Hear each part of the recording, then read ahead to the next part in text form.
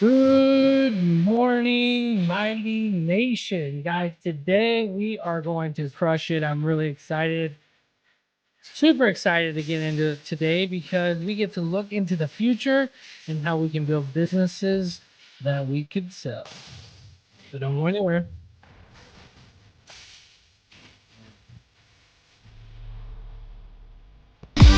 So the big question is this: how can we achieve financial freedom, quit the 9 to 5, and live a mighty life? That is the question. And this show will give you the answer.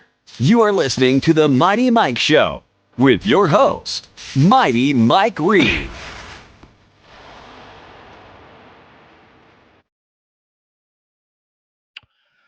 Okay, so today we are going to get started, and I'm really, really excited about what's to come. For those of you guys that haven't been following along with the journey, I always got to make a quick comment about that. In our Mighty Process Server group, if you're not a part of it, you can go check it out. Mighty Process Servers. Did this post properly? Okay. So, Mighty Process Server group on Facebook, and also the resources and course materials for my free process server course are at mightymeetup.com. So if you're not a part of mightymeetup.com, definitely go check that out. Everybody who joins during the 90-day challenge will be able to join for free. I won't ever charge you and say, hey, I'm going to do this course, come in here. If you're a part of this challenge and you're contributing to it and you're a part of this like little mini mastermind, you get to be a part of it for free. And I'm excited about that because there's a lot of people out there that are confused and lost, or maybe they are making a little bit of money. If you're anything like I was when I started, you're just trying to see what works. You're testing. You're motivated because you have bills to pay, right? So I'm going to shortcut your learning curve, right? By teaching you exactly who to go after, how to set it up from the beginning, and I'm going to do it all for free. Okay. But at some point in the future, anyone who wants to watch this inside of my course will have to pay for it. Why? Because I need people to be committed. Right. So if you're part of the challenge during the 90-day challenge and you join during the 90-day challenge, you're an action taker. You're one of the 1,500 people in the Mighty Process Server Facebook group that want to grow your company, and you don't think you know it all, then you get to get in for free. That's how we're going to do it. And then anybody that comes after that will have to pay probably a small amount. Why? Because when I first started, I didn't have a ton of money. So it'll be something small, but there will literally be hundreds of hours of videos and things and resources for them to use. And so that's kind of where I'm thinking I'm going to go with it. So go join mightymeetup.com for free. Let's do this challenge together. Let's crush it. Invite people that you know, and be a part of the challenge. Okay. mightymeetup.com is where I'm including the resources really quick, just to give you guys a visual of what we're doing, and then we're going to move forward. The goal here is for me, my challenge is to build a process serving company that earns at least $10,000 a month in 90 days. To me, I think this is an easy challenge.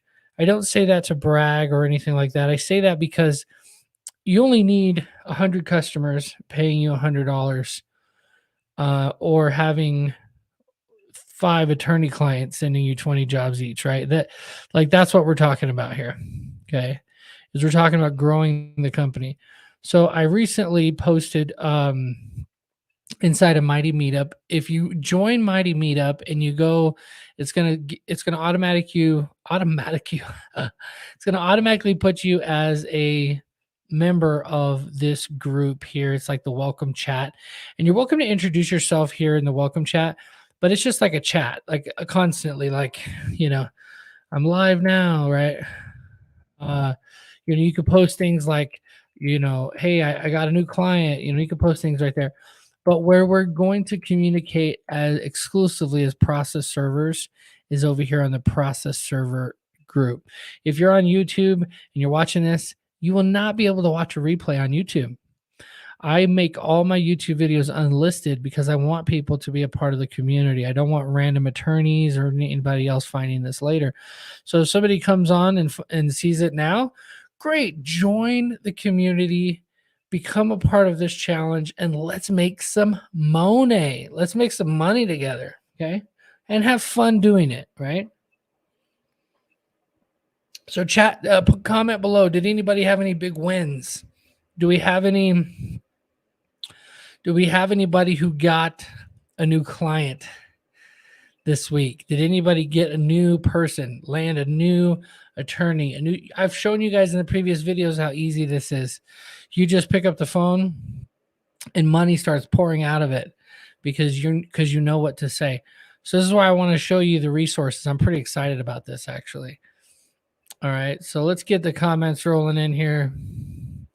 We picked up a new law firm yesterday. Awesome. For those of you guys that are new to the group or new to the lives, you have to tell StreamYard it's okay to share your name if you want me to mention your name, which by the way is really cool opportunity. If you're doing this a lot, you become really well known as somebody who's engaged. There's a good chance, not a good chance, a guarantee that you will receive work.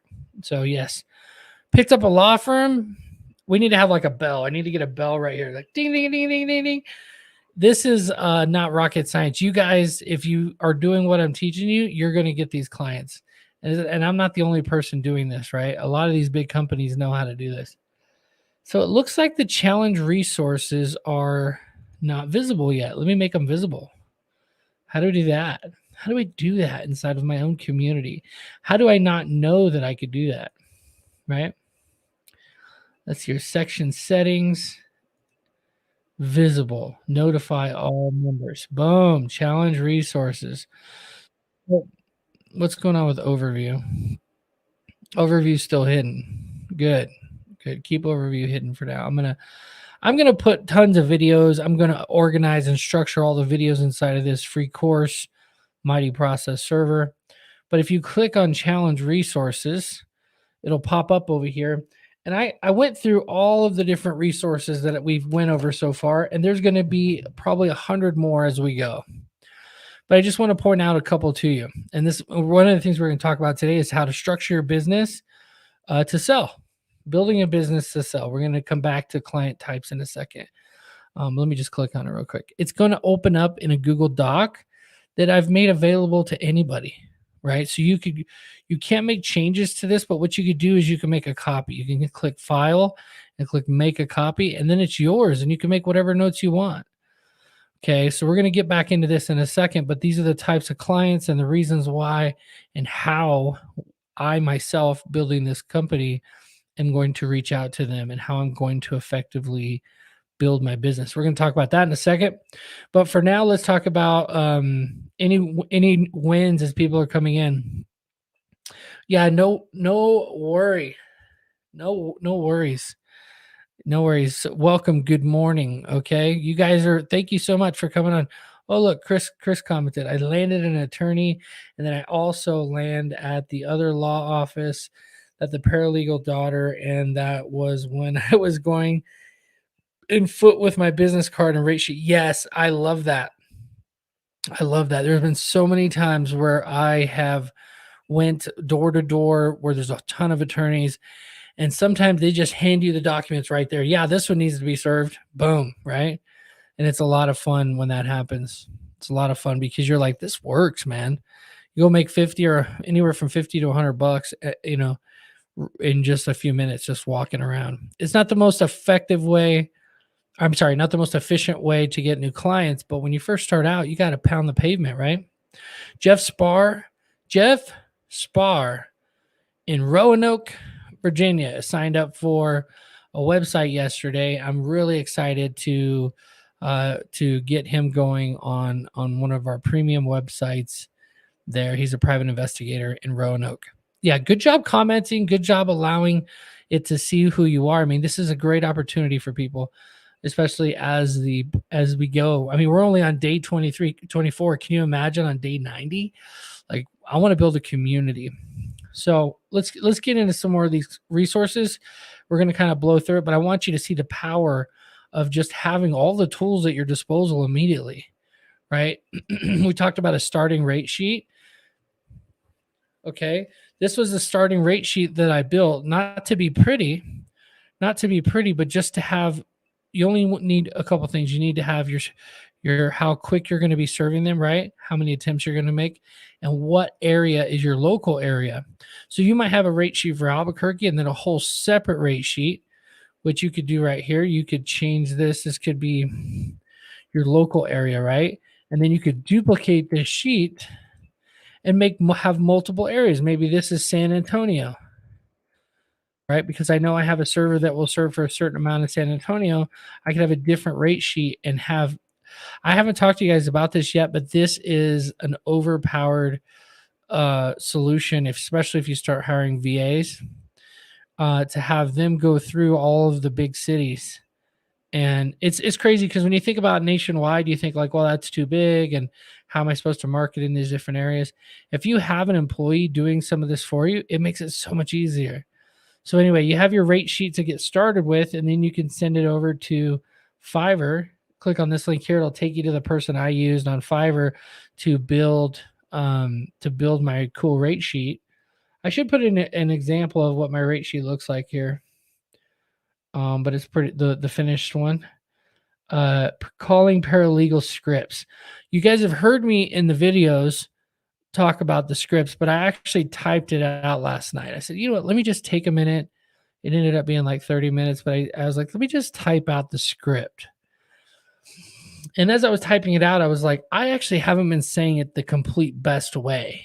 And this would be the best way. You call a paralegal. She says, hi, law offices of XYZ. How can I help you? Hi, this is Mike. How are you today? You know, I say just go right into it, but you really kind of want to have an idea what they're going to say. Hi, I'm a process server that's new to the area. It's key that you don't pause here because they're always thinking about how to save their time on the phone and get you off the phone. So you don't want to pause. You say, hi, I'm a process server that's local to the area. And I'm sure you have a server that you normally use, but would it be completely out of the question to email you a copy of my rate sheet just in case you need a backup? It's like a different way of phrasing it that it works every single time. Every single time. Would it be completely out of the question? Of course it wouldn't be completely out of the question. If it was completely out of the question, then they're just unreasonable or just an asshole, right? Okay. So we're not going to go into that, but the resources are there if you want to call the paralegals. You have your email script. Okay. Everything is easily accessible right here on Google Docs. You have your script. So you can come over here and paste this into your Google templates the way that I taught you. All right, trying to make this super easy for you. Website setup, of course. Jeff took action yesterday. Chris took action a while back. He's got a couple different websites with us. You just click here and it'll open it up, and you can just order right here. There's different pricings. You know, you can set it up. That's where I mean, you could get a website anywhere, but that's my website building company, and I would challenge you to find a better website building company. A $3,000 website for a freaking 150, or $250, depending on what you're looking for. Create your sometimes free business list. Okay, yeah, this is once your website's built, you need to go through and you need to create listings. So this is 55 of the best online, which means they have the best domain authority. And of course, when you sign up with a website with us, we can help you with this, but it's not a part of the website build. You yourself need to go out and market your website or pay a marketer to do this. You need to basically add this information right here. We've talked about that. We have a whole video about this. But you need to add this information like consistently. Keep it the same with the same logo. You need to add it to each of these free business listings. 55 different business listings. Some of them free, some of them not. You can wait on the ones that charge you just a little bit of money. Yellow Pages will try to rake you over the coals. Do not sign up for them. You sign up for them, but just know they're going to try to upsell you on everything. A LinkedIn company direct. So what happens is Google sees the domain rankings on each of these sites that your website's tied to. and they say, whoa, okay, this must be a really important website because it's tied. The information on it, this information is tied and is the same on all these different platforms. And there's a link to your listing on this page on your website somewhere. And so you say, hey, you tell me or Desi, hey, here's all my links to all of the business listings I have. We'll put it on a hidden page here on your website. And then that's what's called, that's what backlinks are. And so it's your website. This is how you get to be like all the way at the top of the first page of Google. So I have that in there as a resource. Nationwide proof affidavit. I just threw this together. It's on Google Docs. I created it from a pleading form, and I'm actually pretty proud of it. I think it came out pretty good. Like if you just need a generic proof of service, like on pleading form, like what attorneys use, and it, you could always delete this if you don't need a notary. You can change your logo right here. It's just a free way of creating proofs and not having to worry about software. I'm checking out some different softwares. I am not going to recommend a software that doesn't do everything that I think it should do. I'm not going to settle this time like I did in the past. So a free AI calendar tool. So those of you guys that don't know, I use an AI calendar tool that allows me to do some pretty cool stuff. We haven't done a video about this yet, but as you can see, my calendar is like stacked with all the different business things that I do. And I wish I would have had a calendar tool like this back in the day where I could have appointments on top of appointments, depending like if somebody cancels or some appointments aren't as important as others because they don't involve other people, right? You got to make appointments with yourself. And so this calendar tool lets you do that. So I put a link here. It's my favorite calendar tool, uses AI. And then obviously I own a virtual assistant company, and I have a couple people that we've been training to do cold calling that are better suited as admins. So I was trying to keep them, but if somebody wanted to hire them, I do have a couple that are just about ready to potentially be hired. So you can schedule a call here and hire a virtual assistant for about $1,200 a month. You can have a full-time employee. $1,200 a month, a full-time employee that's always available, always there on Slack. I keep mine on Slack. Let me see. Let's see here. So you see they're in huddles right now. These are my 3 employees. They're all in their own huddles. Oh, actually, I have this one training another one. So you see, I would click on it, but it would try to open up in a huddle. They would be like, hello, Mike, right? So I use Slack. I use Slack to communicate with them because it's almost like you have like little Zoom appointments going on right here, and I can just hop in and, hey, what's going on, guys? And so I manage those guys, and I recruit them from overseas and train them, and I'll place them with you. And if for some reason they quit or something happened, they weren't good, I'd replace one immediately with another one. And they do so many cool tasks for you. So anyway, that's there if when your company's ready to do something like that. A dialer for VAs. One of my favorite dialers is Call Tool. So anyway, I'm going to keep adding to this resource list. Some of the things in here will give me a kickback. Some of the things in here give me free access to their tool for promoting it.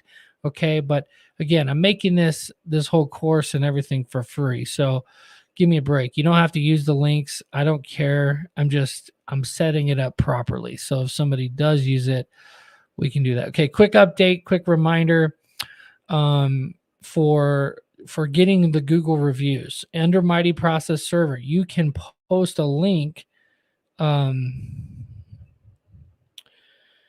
Let's see here. 5-star review. I'd love to learn more. So post your Google My Business review link so that people could come in here and leave your reviews.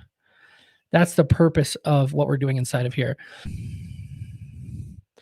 Inside of the Facebook group itself, I want to see, guys, don't forget we have a challenge going on right now. Whoever can post the best review, whether on Google or via email, that somebody said, hey, you did such a great job. I've seen some really good ones. I'm proud of you guys for like focusing on that. So share your wins It's all about sharing your wins. So share your wins, put a screenshot, and then next Friday, I told you guys next Friday, I'm going to look at all of the posts. I might even put everybody's name who submitted in a big. Actually, I'm going to do this. I'm going to put everybody's name who has commented a screenshot somewhere in the group. You have to hashtag review challenge. You see where it says, where does it say it? Yeah, let me see. There's a couple of them down here somewhere. Here you go. Review challenge. Melissa posted one. Some people are replying to her post. Okay. But post review challenge as its own post. You don't have to reply to another post. Here you go. And here you go. Review contest announcement. I misspelled announcement. Okay. So everybody's posting these reviews and I love it. This is what I want to see. And if you post at least once, you'll be entered to win $100. I know it's not a ton of money, but it helps, right? And I will cash app you. Okay. And believe me, I'm withholding as much as I can, sharing any kind of negative post. That is not what I'm trying to do. But here in the beginning, while we start this challenge, there's still a lot of old timers that have joined the group over the years. You can see like this guy right here joined in 2017. And I say at everyone, and people get annoyed, and I get it. I have groups that I joined years ago that they put at everyone, and I click on it because it says that they mentioned me, and then I'm like, crap, it's an at everyone, like they got me again or whatever. And I get that part of it. I just leave those groups. If that's you and you feel the need to stay FUG off, right? Like, I have no doubt that he's like a PI or a processor or something like that, but he obviously isn't a good fit for the group. So I'm going to remove people like that. Okay. When I posted this poll, I mean, I have my 14-year-old son posting stuff in here. You know what I'm saying? I don't need people bringing that kind of negativity to the group. So I posted this poll yesterday, and you can see I purposely put in here as one of the options. I wrote this because of what the guy said. Okay. Stop posting your videos and remove me from the group. I commented it like that specifically because I wanted to see who the negative Nancy's were. Okay. So here you go. All of these negative Nancy's have been removed from the group. I'm not going to click on it. I don't want to like spread more antagonistic stuff or anything like that. But I think there was like 4. And I started looking at their profiles. They've all been in the group for like forever, and they never comment. They never post. They're never engaged. One person commented on both, so he gets to stay in the group, but he's suspended for 30 days. I want him to think about whether he wants to be in the group or not. And some people might be like, it's just a poll, Mike. Who cares? Well, I care because I want only people who are most engaged and go-givers in the group. If you're ready to go and promote your company and to help other people when they have questions and things like that, you're going to watch the replay. Okay, cool, Jeff. Yeah, maybe some internet issues or something. Or is it me? Okay, I don't see. Okay, but yeah, so what do you guys think? Do you think I should remove the people from the group that are being negative, or should we have some kind of a negative conversation in these groups? I don't like that. What do you guys think? Comment. I'm curious to know what you guys think.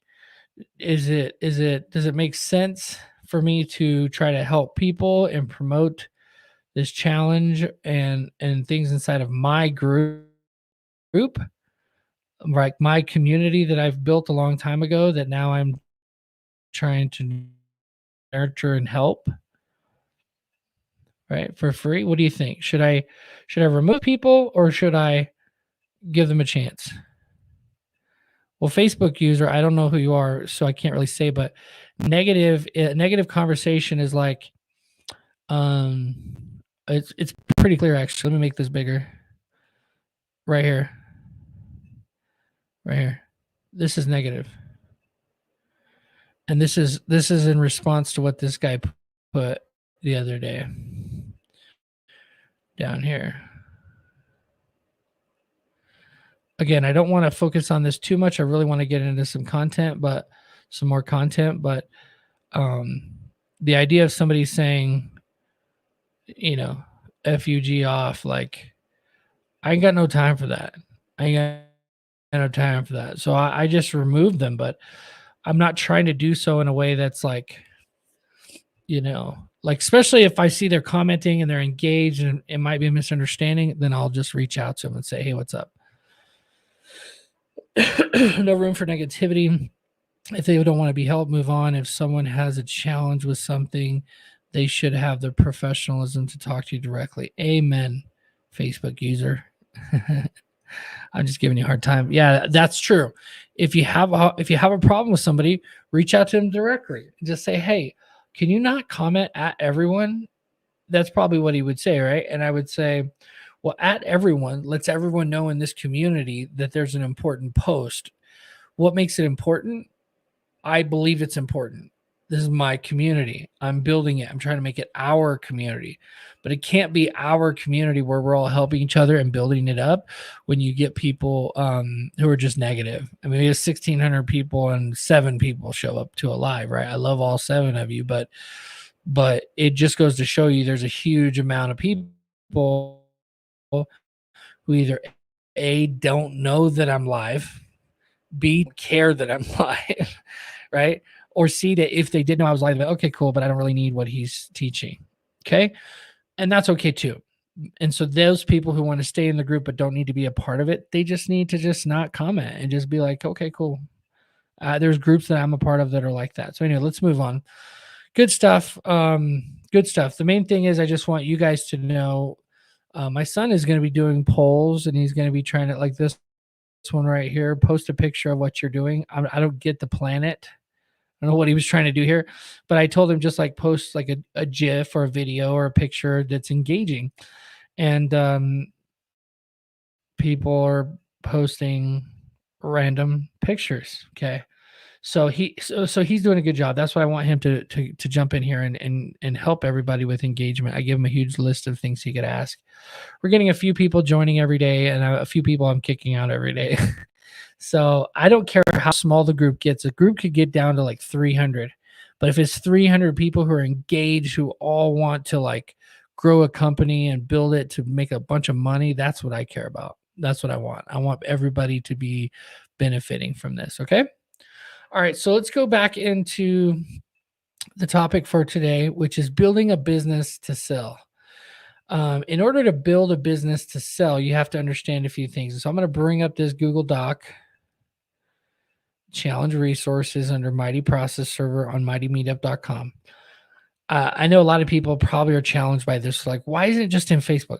Well, because Facebook will remove certain things. Facebook is like monitoring me and they don't like for me to share certain videos or certain lists. And so it's a great community to have engagement, but once you want to actually learn and get resources, you got to come over here to my group, which is mightymeetup.com, right at the top there. So let's see, how do I want to do this? Let's actually just go open up our client types. So client types. So we talked about yesterday, we went into detail about why you would even work with individuals, because they pay you a premium, even though they take more time because you have to pick up the phone and actually talk to them. Okay. And then get reviews. They give you lots of reviews. What's up, Kathy? It's been a while. So Kathy says, I think this would be great because so many groups, if you ask the questions, they jump down your throat. I know this always, and it always comes from that one server who has found pretty good success. I call them the $10,000 a month club. You know, they make $7,000 to $14,000 a month and they serve all their papers themselves. They do some PI work or whatever. And now they feel like they know everything. It's like, you know, there's people who just start out who are just getting started, who have a question, and you don't have to see them as competition, you know? And so that's what they do. They'll jump down your throat. How could you dare ask how many Or how to serve a California paper. Well, I'm in Minnesota, so I was hoping someone from California could help me, you know. But it really takes the leader of the group to nurture that. You have to nurture that in your group, right?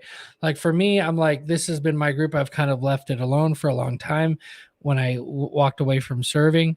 And then now I'm building this new process serving company in Albuquerque. I'm like, why not? Why not? Why not engage the group again and see who I can help? And in life and in business, it's always who you can help is going to give you the greatest return on your time investment because people are going to appreciate you and stuff. So let's kind of dive into this. So we talked about the individuals. You get business from individuals. Of course, we want their business. All right, we're going to get them from Google. You might get some referrals, but it's not really at scale. People who hate on individuals, pro ses that send them work, they don't understand. When you first start out, you want individual pro ses. You want to call each and every single one of them, set expectations. We talked about this in detail yesterday, so I'm going to just kind of breeze over it here. But yeah, you have a website that's tied to your Google My Business showing that you're professional, and they will pay a premium. Whatever your website rate is, 100, 150, they'll pay it because you're the pro.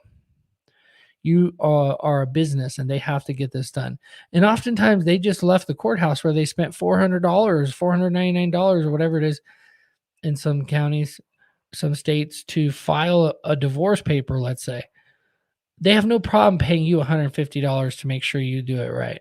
But you got to call them. You got to set expectations. You got to set expectations for the future. Of course, you're going to make a premium and you're going to get paid for your time.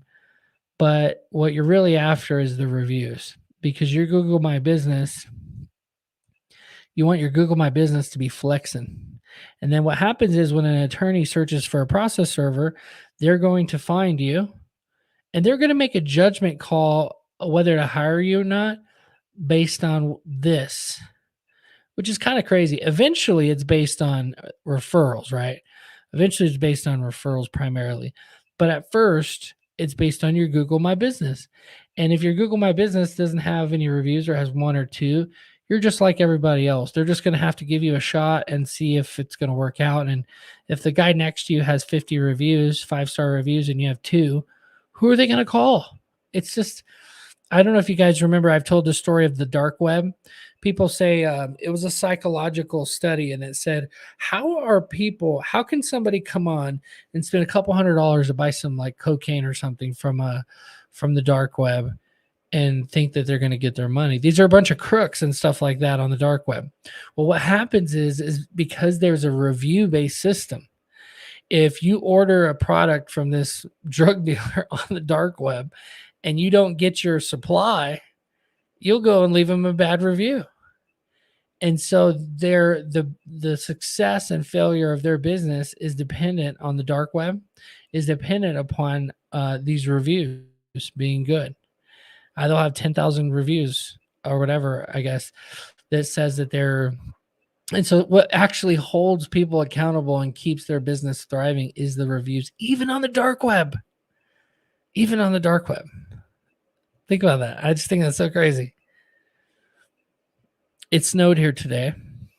There's like 3 inches of snow on the ground. Luckily, I have Starlink, and it melts the snow off the top of my dish, which is pretty cool. I think that's pretty rad. Okay, it's coming back. It's coming back. Okay. So hopefully you can hear me okay. Comment if you can hear me. Can you guys hear me all right? Somebody? Okay. All right. So we're talking about why attorneys hire you. So in the beginning, when you first start your company, nobody knows who you are. Obscurity is your biggest challenge that you're trying to get over. You make them your bitch, right? That's the marketing phrase. You're going to take obscurity. If you don't know what obscurity is, you got to look it up. You're going to take obscurity and this is like obscurity. You're going to put them in a headlock, right? You're going to go like this and you're going to choke them out. And that's what we're doing. That's what we're doing when we create a Google My Business page. We start getting pro ses, and pro ses leave us reviews. And then what happens is eventually the attorneys are going to judge you based on your reviews. And the reason why they are the best client in your first on your road to 10K, stage one, road to 10K, which is what we're doing in these 90 days. The reason why they're the best, they're actually not the best long term. They're actually not the focus long term. The stage two, the valuation play, which is what we're going to talk about today, is attorneys are good, but they're not the ideal, actually. I'm going to talk to you guys about why. But on your road to 10K, we're focusing on attorneys. We're using the resources that I gave you. Oh, let me make this bigger. We're using the resources that I gave you here, like the paralegal calling scripts, the email that you're going to send them, the rate sheet that you have all super beefed up from Fiverr. Like, you have everything you need here in this beginning so far, what we've been doing in this series, for you to be able to reach out to the attorneys and get to the 10K a month. All right. Because what's going to happen is you're going to call, you're doing what's called forced appreciation. You're forcing the business to grow to an amount that will allow you to do all the serves yourself. You can certainly send some stuff out of town and stuff, but eventually this will start to become a snowball, and you'll be getting attorneys referring other attorneys to you. And it's a cool way to grow your business. It's the best way, actually. We call this cold outreach or forced client growth to get to the road to 10K. And there's a bunch of creative ways you can do that, which we've already kind of talked about a bunch of them, but that's not what today's video is about, right? But I wanted to give a quick brief overview of why we focus on individuals and then attorneys, and then stage two. I'm only mentioning this now because I've heard some people talking about, like, well, why would you do this? Just go get a big client and stuff like that. So I want to just comment on this and what the ultimate goal for me is. Like, in 2 to 5 years, the ultimate 2 to 5 year goal is a valuation play. An evaluation play is to be able to sell your business. You're starting with the end in mind, and my end in mind is $1 million. Okay, and there's some reasons why I think I could get more than that, but I just wanted something to that'll make it easier to talk about and to teach, and a goal that's achievable, right? Are you going to make $1 million on a $10,000 a month business? No. Could you? Yes, you absolutely could. The reason why you potentially could is because it's $120,000. Let me actually do this slowly. I want to teach you guys the math on this. And I'm in no way an expert, but I have been a business broker helping buying and selling companies. In Florida, as a real estate agent, you learn to be a business broker. So let me show you really quick math, how this plays out. This is not perfect. This is not a perfect setup here, but just to give you an idea, okay? The way that valuations with businesses work is it's based on the net income. How much does the business make after it pays all of its bills? Not taxes, okay? And not a few other things, but primarily the income minus the expenses to get the income. So if that amount is 10K, after I've paid all my servers, I've paid all my bills, my light bill, my fuel, my car payment, whatever you're going to include. If the net income, net meaning that there's a big net, and the net is your expenses, and you poured all of your income through the net, and all the stuff that fell out of the net through it was what you got to keep, other than taxes. Okay. And so you get the 10K per month. What is that for 12 months? That's 120K. 120. Okay. And now when you want to figure out the valuation of your company, there's different ways to look at it. But when I go buy businesses and I look at, like, these trucking companies and box truck companies that I look to purchase, you look to see what kind of multiple on the business. So if this is 120K per year, we're going to get out of the math here in a second, I promise. This is 120K per year. and I was going to buy it for $1 million, let's say. Okay.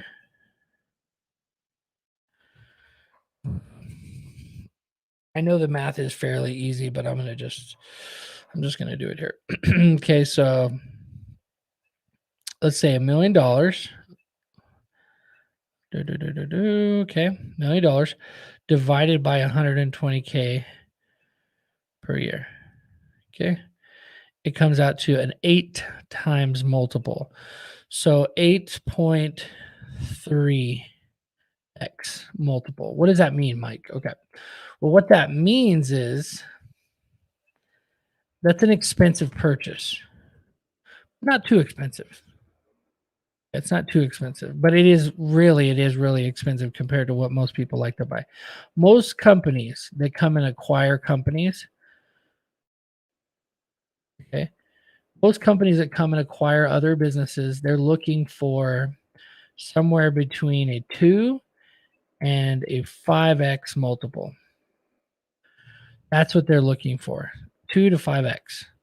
So what's a 2 to 5x multiple? A 2 to 5x multiple means if you're making $120,000 a year net before tax, but after expenses, right? 120K, you would only get what? Comment below. Someone who's quick with math. What's a 2 multiple? What's a 2x multiple on 120,000 a year?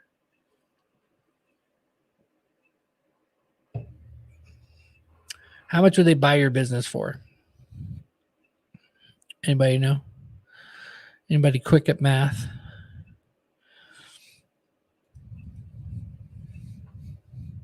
Nobody?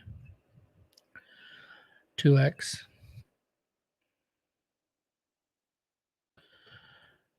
Okay, so you have your 2x multiple. Wait for someone to figure that out. And then you have your 5x multiple. What is your 5x multiple?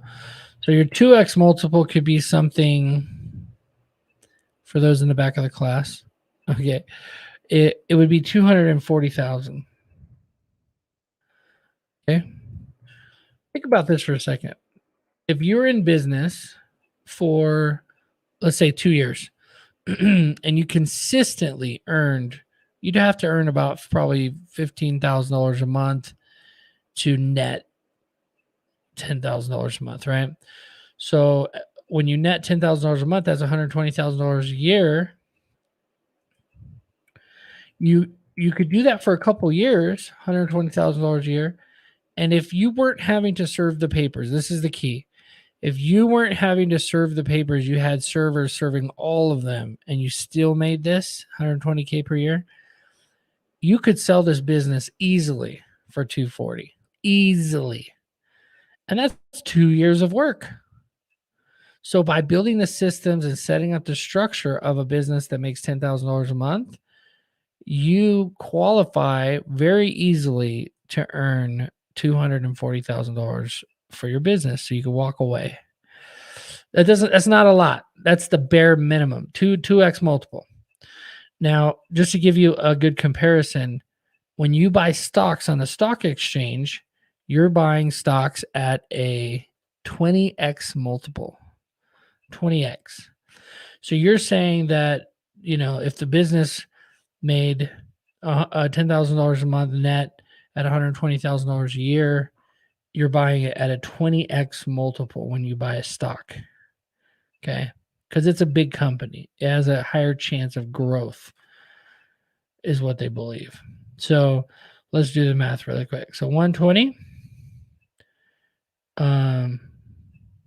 120,000 times 20x multiple. That's 2 million. Isn't that crazy? A 20x multiple for things on the stock exchange would be 2 million, 2.4 million. So the idea that you could buy it for $1 million at only an 8.3x multiple is completely reasonable if the business had something they were looking for. Maybe it's a brand, maybe it's a certain contract with a specific client or something like that, right? So let me just put this in here for the note's sake. So 120K times 5x multiple. So this would be 600,000. So it's reasonable to say that you could get anywhere from 250 to 600,000 for your business if it made this much money. Okay. I'm not the one that came up with this, like these numbers. These are factual numbers based on the market, that what the market will pay, what companies pay for other businesses, cash flow. Like I said earlier, the key is that you can have other people serving the papers for you and you're free from the company. Okay. All right. So let's talk about how do you build a business where you're not serving any of the papers, you're able to afford office staff, you're able to have consistent contract and income coming in to where you could actually sell a business. Let's talk about that. So we talked about it a little bit yesterday, but I really want to pound this into your guys' head because I think a lot of people overthink this and they almost like will argue with me about it while they're sitting there at a stakeout trying to serve somebody, and but they'll keyboard warrior me about how I'm wrong or whatever. And it's like, bro, like I appreciate the hustle. You're out there trying to serve somebody. You're doing a stakeout. You're stuck in your old ways or whatever. But attorneys are not the best clients. They're not. They're not the best clients. I'm going to repeat what I said earlier for anybody who's just coming in. Attorneys are the best clients on your road to $10,000 a month. But once you get enough attorneys, you're going to start to learn, which I did, and it's what's going to push you over the $300,000 a year mark. Okay, where your business starts to be worth $1 million easily, which is what my goal is again with this company, is that these are your clients. The end customer is your client. Now, what do I mean by that? How is a property manager my client? They don't even hire me. Well, they don't right now, but if you build a relationship with property managers, you guys have heard me on some calls when I called property managers. The property manager is the client for the attorney. I hope you guys are getting this. The attorney gets a phone call from, let's say, John, the property manager. John, the property manager, hires, I'm going to put Valdez Chavez because that's the actual eviction attorney here in my town. Valdez Chavez. It's like a partnership. So they John or Julie or any of the other property managers I called, they hire Valdez Chavez, and Valdez Chavez does the paperwork and files it with the court and has us serve it. But if I build a relationship directly with the property managers by posting their notices either for free or for a discount directly, and the property manager tells the guy that works for him, this is my process server, use him. That's the best relationship right there. Now, of course, you want to nurture a relationship with the attorney, Valdez Chavez. Of course you do. I'm not saying, of course, obviously. But the most important relationship is that you make Valdez Chavez look like a champion to his ultimate customer, which is John. And guess what? John has another customer. John is actually working for the homeowner. That is the B2C model, which we're talking about here, direct to the individual. And it's the hardest. It's the thing that takes the most time, right? But when we're building a company for valuation so that we could sell it for $1 million, we're trying to make bigger plays. We're trying to make $100,000 plays every day. Let me go build a relationship with John, the property manager, so that he is my buddy. This is a different way of thinking about things that a lot of servers just, it's because of your own mental, a lot of times it's because of your own mental value. Like you don't place enough value on yourself or what you're capable of. And I'm telling you this because I've been through it, right? Where it's like, well, who am I? I'm just a process server. Like, who am I to go out there and make friends with this property management company or this, department, or this the guy who owns the credit bureau, right? So I'm going to go through each of these examples because I think it's really powerful. Guys, if you're getting value, comment value, hashtag value with a little flexing sign. Okay. If it's not valuable, let me know. I'll turn it off right now. Okay.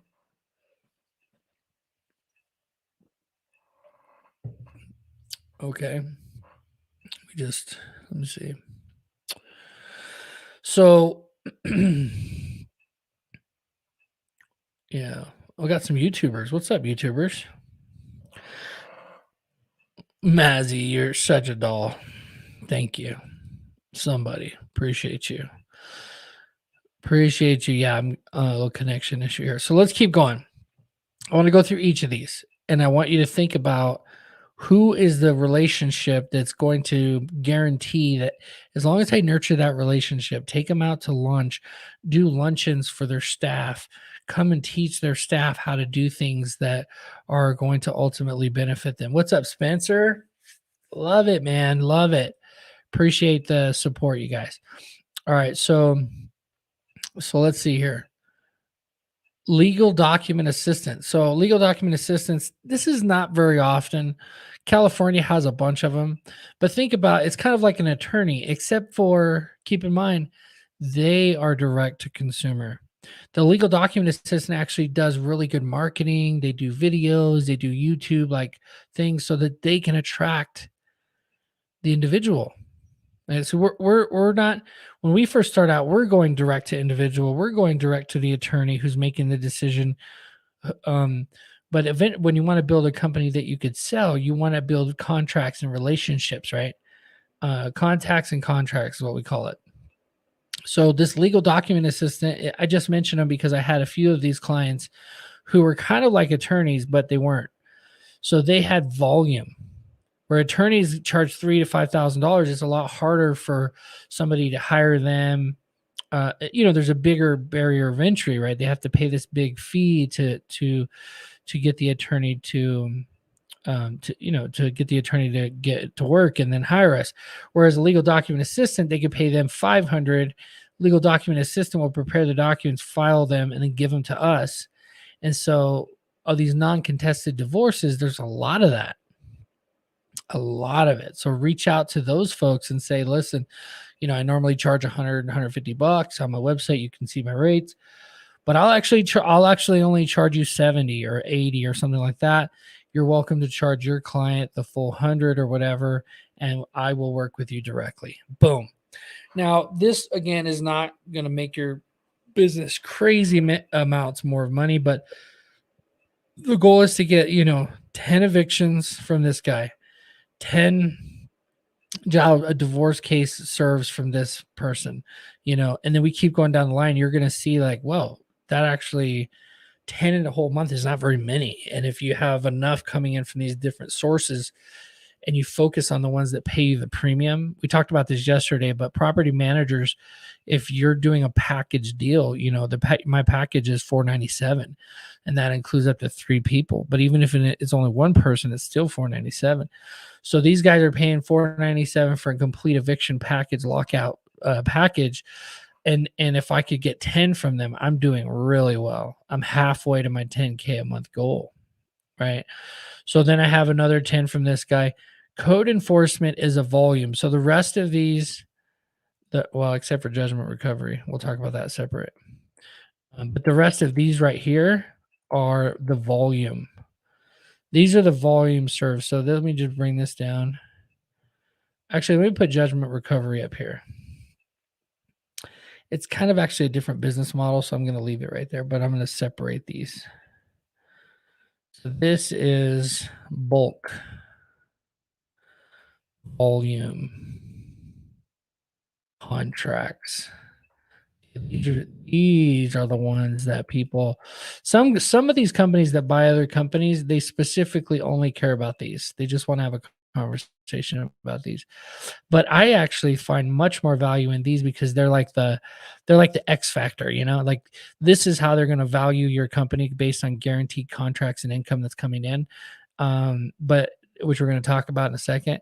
But this is like that X factor where it's like you thought you were only going to make 10,000 or 15 or 20, whatever it is, right? And then all of a sudden they came in and he had a whole trailer park he wanted evicted. You know what I mean? Or he or they purchased a new trailer park. One of his owners, understanding their clients is super important here. One of his owners went out and purchased a new mobile home park that had, 14, 15 trailers and they're all trashed and there's drug dealers or whatever. And so I have videos of me going and evicting an entire trailer park and trying not to get bit by a dog and things like that back in the day. My daughter was in the car and she was recording everything, and it was it was really scary. There was pit bulls like loose out there and stuff. I don't know. Like, it's up to you what jobs you want to take, but I mean, I got a few $1,000s for that. A few $1,000s. Actually, my most viewed Google image is an image from that trailer park, and I tagged the sheriff's department in it and said, thanks for the hand, sheriff's department. I'm trying to clean up your community, and I got no help. I called out the sheriff's office, which I don't recommend doing, but it's true. They wouldn't come out. They said, yeah, we've gotten too many calls for that place. I'm like, I'm actually evicting these folks. Like, could I get some security, some help out here? Well, you're a private process server. Isn't it par for the course for you? Don't you know what you got yourself into? All this kind of stuff. So yeah, they deserved some heat for that. So, but anyway, yeah, I evicted this whole trailer park there in Orland, or not Orlando, Florida, but Orland, California, just outside of Chico. And I think that image there on Google Maps got something like 400,000 views in like 20 days. It was crazy. Google like sent me an email, your image is really getting traction or something like that. So this is the X factor. This is the one where I can like, you're like, whoa, geez, okay, I'm buying a new camera. Boom, I'm buying a new truck, or whatever. Or okay, now I get to pay my servers more money in this area that we don't normally serve, right? All right, let's talk about these bulk contracts and how you can get them. One of the things that I can tell you, the cool factor when it comes to getting these bulk clients, is that it's one relationship, just one relationship. So how you're going to get these city contracts, this is one that is really, I don't want to say it's hard to get, but it's very niche. Okay. So what you're going to do here is you're going to go to the city council meetings. And these are open forum meetings where people can talk. And all you're going to do is you're going to listen to everybody talk, and you're going to see the person. There's a person there that's the sergeant in arms. Sergeant in arms, and the sergeant in arms person, it's not the same in every city. Okay, so if it's not exact in your area, give me a break. Okay, but it's sometimes a sergeant in arms, sometimes it's just some random person who's assigned over code enforcement. But there's a specific person who could care less about code enforcement.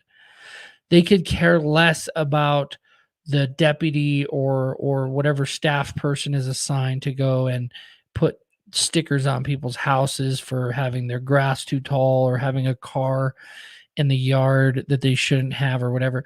But there's a person at the city council meeting. I don't even want to put this on here. I'm just going to say city council meeting. And you're going to go. And what you're going to do is, if you don't get any leads about this, because people will get up there and say, well, it's just there's this whole area of the city that's terrible. What's happening with it? Blah, blah, blah. So what you're going to do, if you get no leads and nobody gets up there and says that kind of thing, you're going to get up there. I did this in Chico. You're going to get up there and say, there is a whole community of homeless people. And this should be true. Like, figure it out in your city what works and what doesn't work. But get up there and say, what I noticed is there was a ton of homeless people sleeping in these vacant houses. And I went up there and I said, what's going on with code enforcement? Is anybody going to enforce the vacant homes in the community where people are, getting raped? There's things going on in these areas and there's no real control over it. The grass is overgrown. People are parking on their lawn, in these fields and just leaving these cars there. And so what happened was interesting. Like, I did it just to be a part of the community initially. But what happened is one of the people asked me, they said, well, what role do you have? And I says, well, I'm a process server and a private investigator. and I'm a part of the community. I have children here and stuff, and they said, well, we're actually looking for somebody who is willing to lead that up, and we're trying to find somebody right now. We'll let you know. And I said, would it be okay if I volunteered this project? And they said, yes, you can. Yes, we're looking for someone. We'd love to talk to you about it. So I got the person's name, who happened to be the sergeant at arms, and they said, well, we already have somebody posting the notices, and or who drive around and will put the stickers. It's an employee, right? We'll put a red tag on a car that's parked there too long or whatever, right? But what happens is that didn't have anybody. They would send out letters and then nobody would reply. And so when they would have the sheriff go by, nobody would answer the door. And it's like, how do you evict somebody? So they said, we need somebody who can take this up, and the sheriff's department's too busy. So they said, can you handle it? So I said, yes. So what happened was they basically gave me a legal document that I had to deliver. And I had hundreds of them every month that I would go and deliver to different people all over the city. Hey, your grass is a fire hazard. You need to mow it, okay? Or the city is actually going to pay somebody to come out and mow it, and they're going to give you the bill, and I'll have to come back out and serve you with the bill, and they're going to get a judgment against you. And so I did this a lot. I met a lot of different people. Actually, I actually really enjoyed this. So this is something, thinking outside the box, to be able to do code violations. And now that I'm in real estate, code violations are actually one of the best indicators that there's a distress going on at the property, so that you can potentially buy it. So we're not going to go into that here on the training, but you guys know that I have a bird dog program also in my community. If you send me a deal that's distressed and I end up buying it, I give you $1,000, and we buy a few houses a week. Okay. So if you send me something that's distressed, I'll look at it. Meaning it's just obviously beat up house that the renters are probably about to get evicted. Let me know. I'll call the owner. I can find the owner's information, call them, and I'll give them a cash offer. So, okay, so that's what I would do there. Go to the city council meetings. If you want to be lazy, you could call the city code enforcement and say, hey, who serves your notices? Okay. This is something you could count on, because it's the government office. Banks and potential buyers of your company will look at this and they'll go, wow, you get, 100 jobs a month from this government organization very consistently. This is a huge valuation play. Huge, if you could get it. Versus a property management company, it's a private organization that could just cut you off at any moment. They don't see that as valuable, if that makes sense. They'll still count the numbers for you, but they don't see it as a guaranteed future income, which they need to if they're going to purchase your business. DCSS, Department of Child Support Services. This is the place where you go to public purchase. We talked about this a little bit already. I think it's .com or .gov. Let me see. Public purchase. Let me see. This is where they do requests for orders, or they do requests for proposals. Oh, public purchase something here.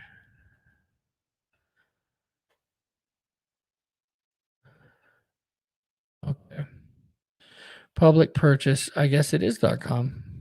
Okay, cool. I thought it was .gov. I thought it was .gov because so many of the things on here are just government things. What's crazy about this, crap, I created a log. It's kind of a pain. You have to do a registration, and then it's not that bad, but you have to tell them who you are, what your business information is, and all that. And what they do is they get these government institutions that put their stuff on this platform, and they request a bid. You see right here, it says, 326,000 bid opportunities, right? And you could have specific results all over the country sent to you. And essentially you get to bid on a job. Then they'll look at your proposal, and then the top 3 proposals, they will reach out to you and say, hey, we would like to interview you about your proposal. And the proposals are not that difficult. I actually might do a video once, not I might, I will do a video once I find a request for proposal that I like. I'll do a review. I'll show you guys how to create a proposal to these guys, and then differentiate yourself from everybody else. And then what's crazy is I had all three counties around me in Chico. I had all three of them sending me their stuff. And what was cool is I actually taught them to log into my server platform and taught them how to do the data entry. So I printed all the documents. I had to spend a little bit more on print fees, but I didn't have to pick anything up from them. I would receive a check from them every 60 days, 30 to 60 days. They were a net 30 client. This is a great for your valuation play. This is one of the best agencies because they have consistent child support serves that go out every single month. And if you have them tied directly into your system, they're just like going in and you can teach their staff. I had a staff of 30 different people that had logins to my server platform where they could log in, upload documents, like, their scan of documents, upload them. They did all the data entry.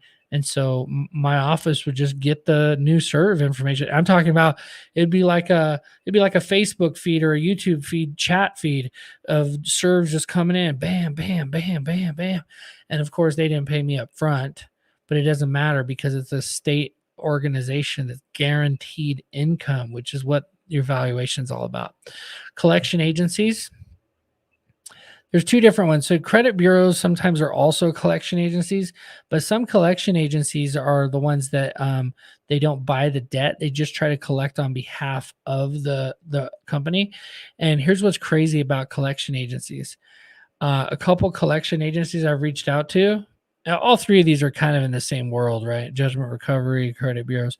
But just to differentiate, credit agencies for skip tracing, they love bulk skip tracing. So they'll send you I'm not kidding, they'll send you like 1,000 files. They'll send you like 1,000 names. It'll just be a name, an address, and an amount that the person owes.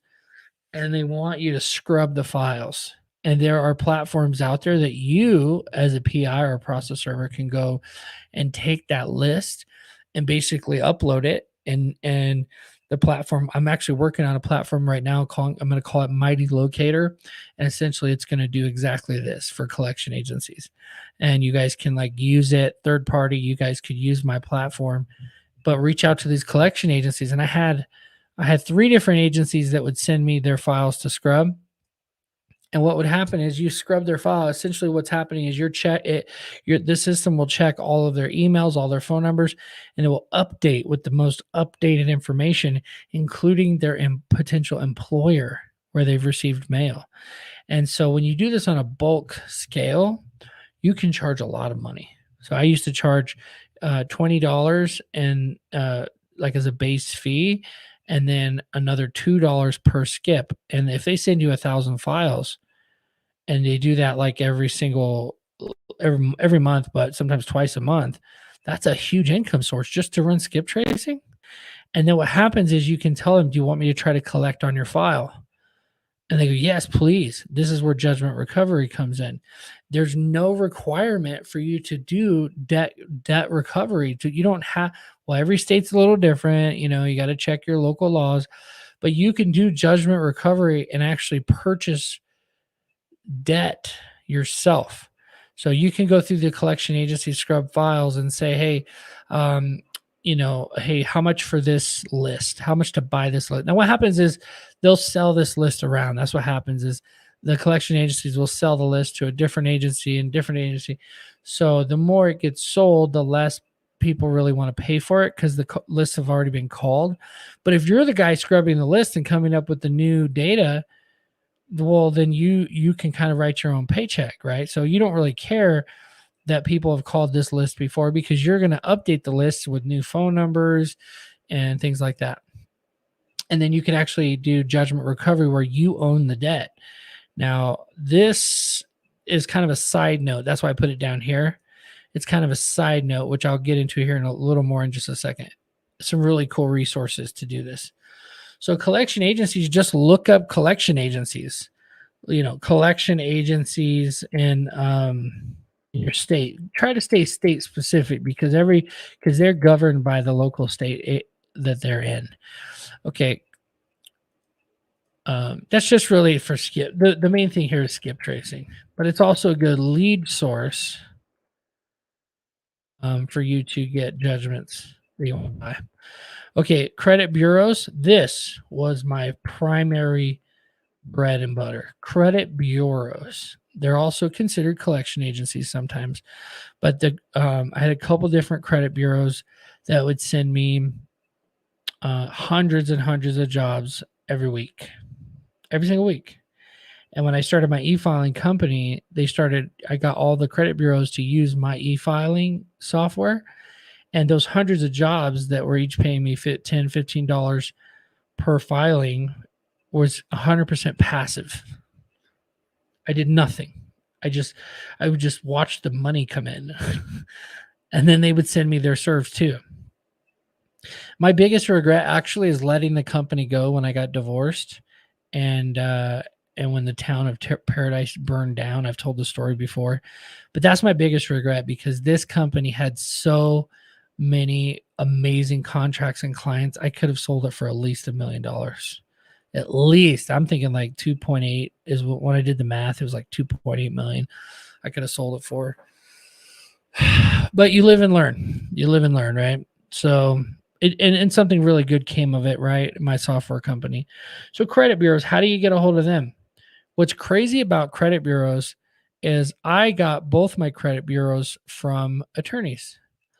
So, but what happened is the attorney referred me because I did such a good job serving their evictions. Referred me. I've talked about this before. Referred me to the other attorney who managed the collection or the credit bureau's accounts. But what happened was after I started serving for them, I started working directly with the credit bureau, and the attorney just signed the checks. Right? He had to sign the. No, he didn't sign the checks. He signed the documents. Right? So they would prepare and do everything to prepare the documents, and then he would sign everything, and then they would then go file them, and then they give them to me.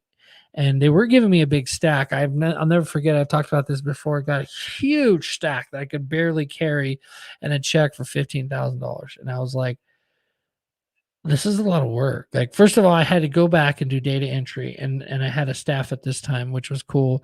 It was my ex-wife and one person, and so we started doing data entry. And I realized like this is very time consuming. Like I can't even get out and make the first attempt within a few days because they're all over the 3 different counties, and some of them are only $50 a piece locally. And so I was like, man, I gotta figure out a better system. So I actually went in and taught them the same way I taught DCSS, Department of Child Support. I went in and taught their staff how to do the data entry, and it's an easy sale. You just go in and you say, you know how right now you guys print all this stuff out and you do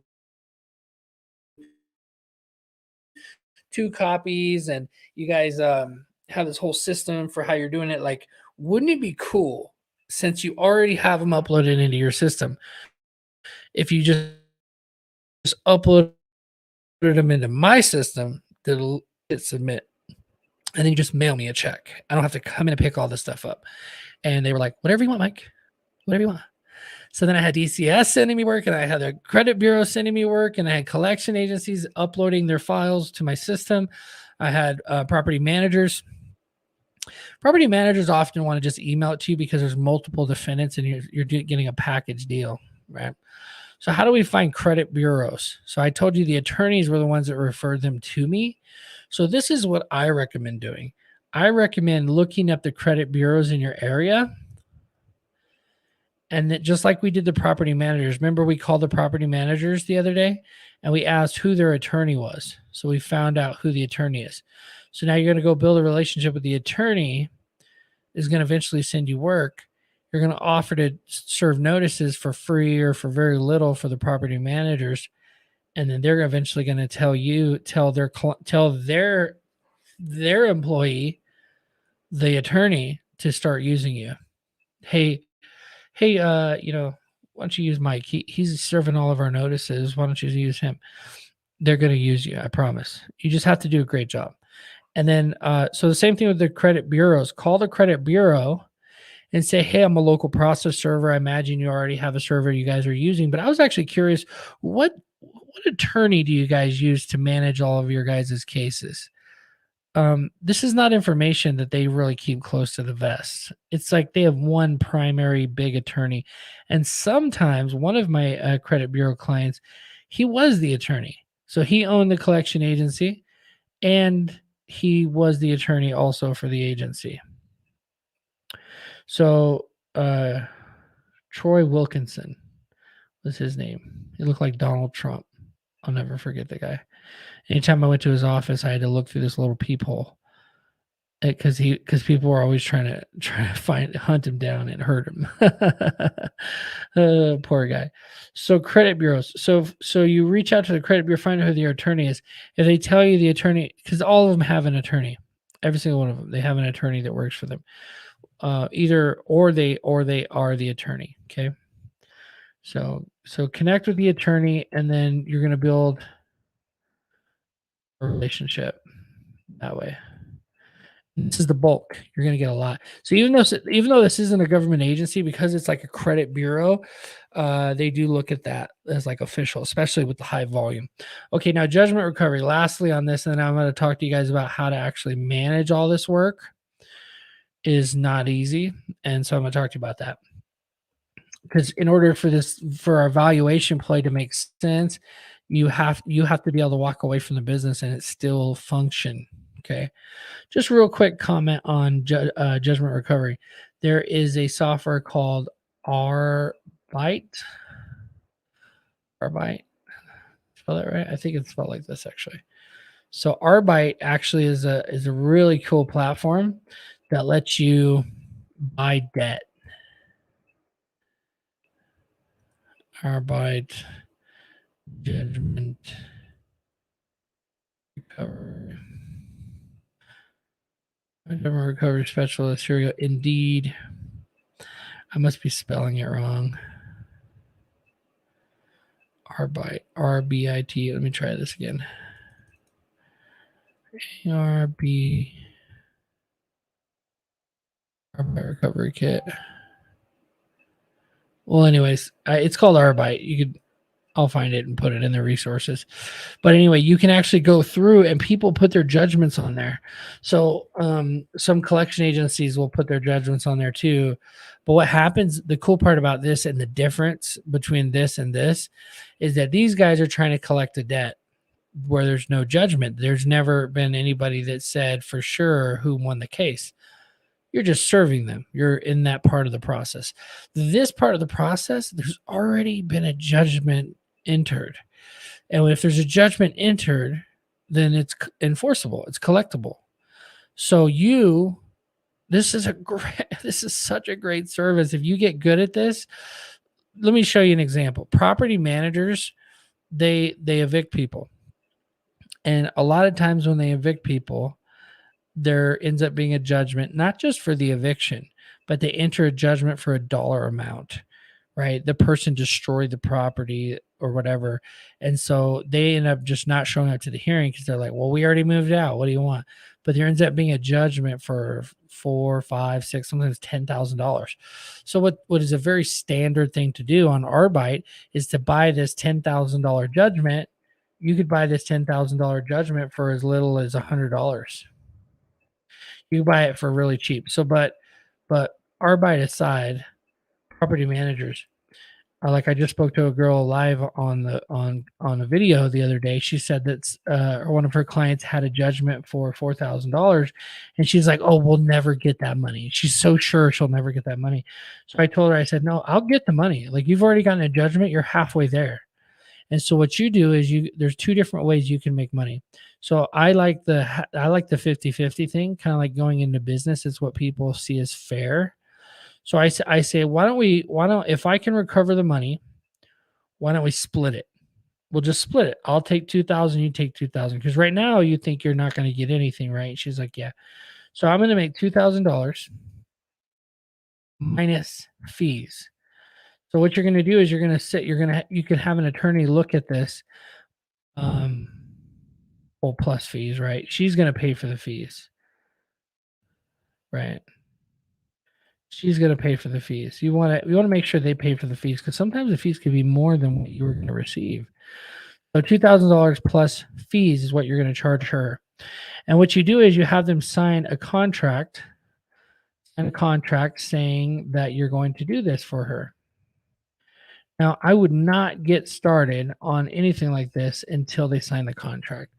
Now, attorneys essentially do this for a living. This is what attorneys do for a living.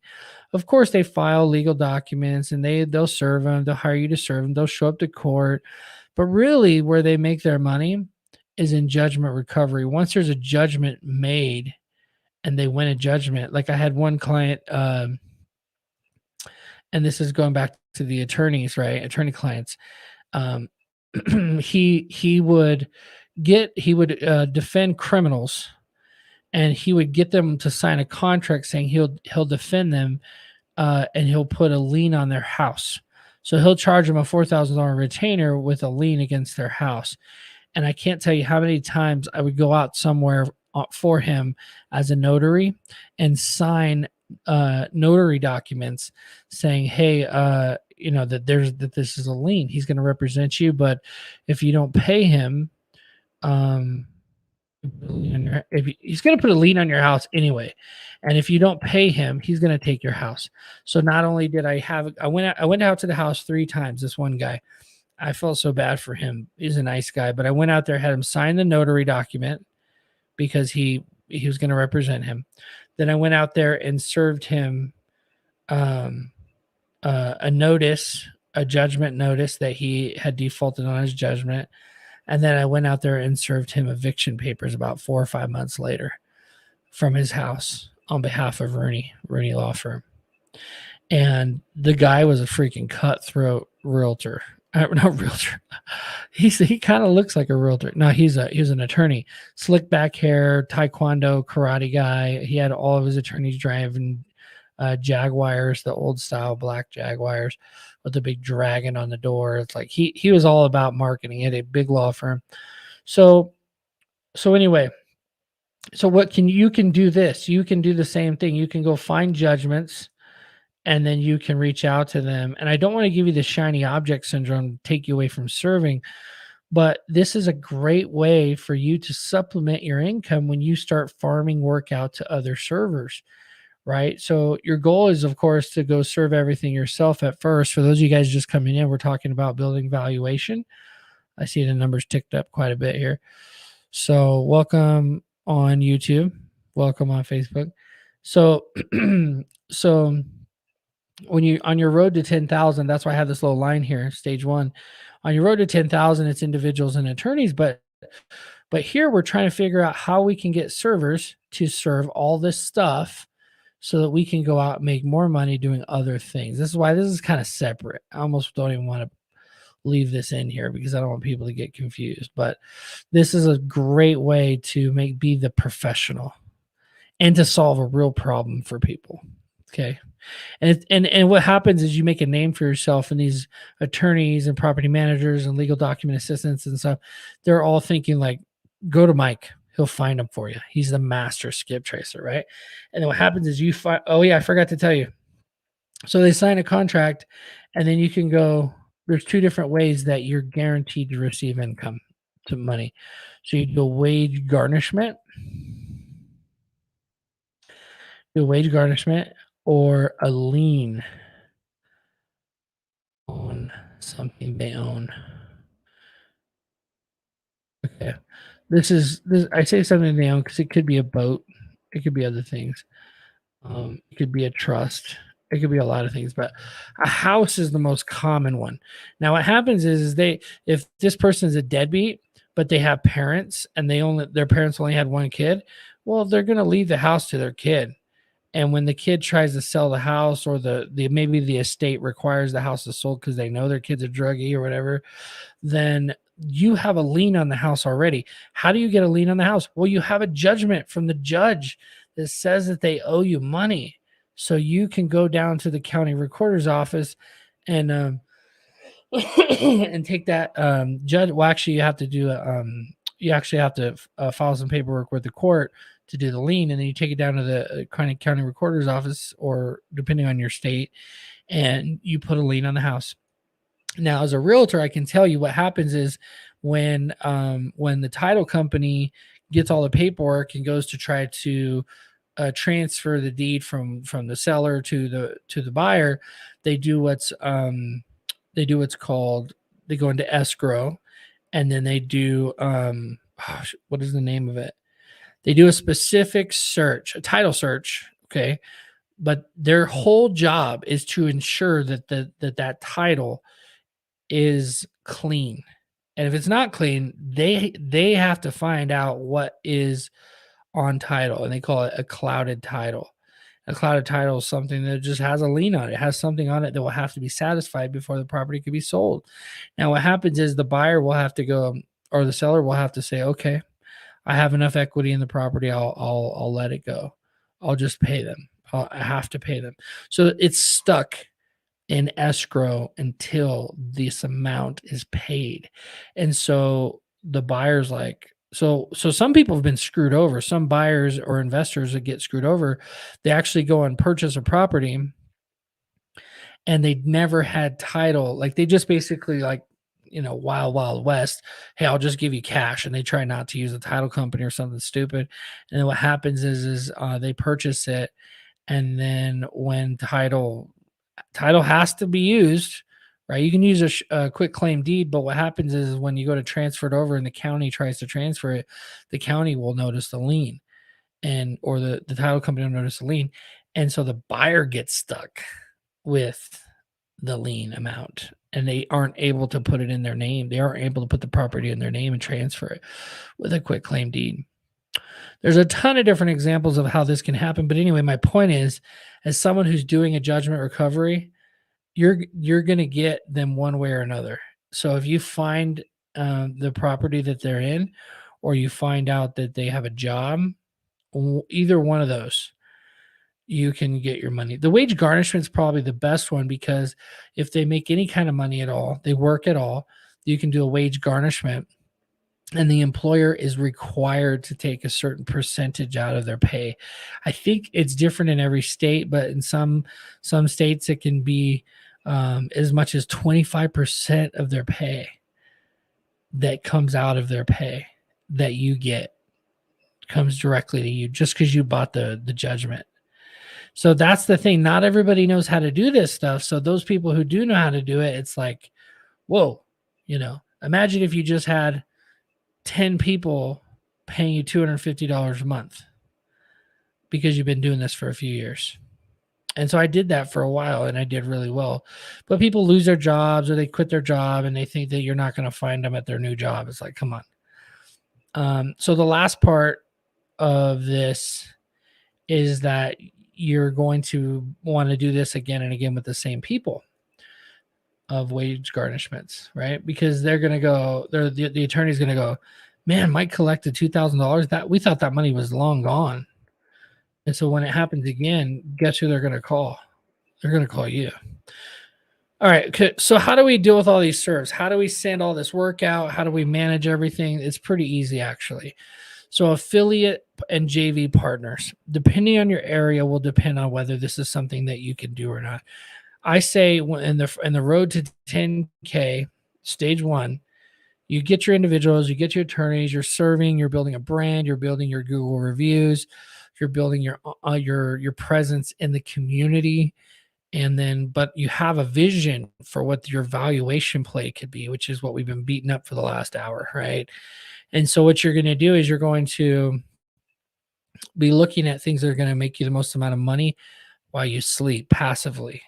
And so if you set up some of the online stuff that I talked about, people will be ordering online from you, and you'll be getting it sent over. Now, back in the day, I used to think I had to have a local employee who had to do this and that. But now with my virtual assistants, for less than $1,200 a month, I could have people taking the data that's coming in and then finding the appropriate server that we figured out we want to use in that area based on priorities. You can say, like, let's just say let's just say in San Antonio. Antonio, Texas, okay? You can do it by zip code. A lot of people do that. But instead, what you can do is you could say priority. So first person is server one, server two, whatever their names are, right? And what happens is you can have your VA set because you have their pricing. You called ahead of time and figured out their pricing. This person's, let's say, 70, and then this person's 70, and this person's a little bit more, let's say 85. Price isn't the most always the most important thing, but anyway, you're going to send stuff out to people in different areas, and you're going to continue to serve your local stuff. The problem that I always found was having to follow up and communicate with these servers of like, hey, what's the status? Hey, what's the status? So being very clear with your affiliate partners that, hey, we have a reciprocal relationship. It's so important.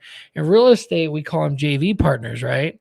And JV partners is like, hey, I found the deal. You're putting money into the deal. Let's help each other get the deal sold.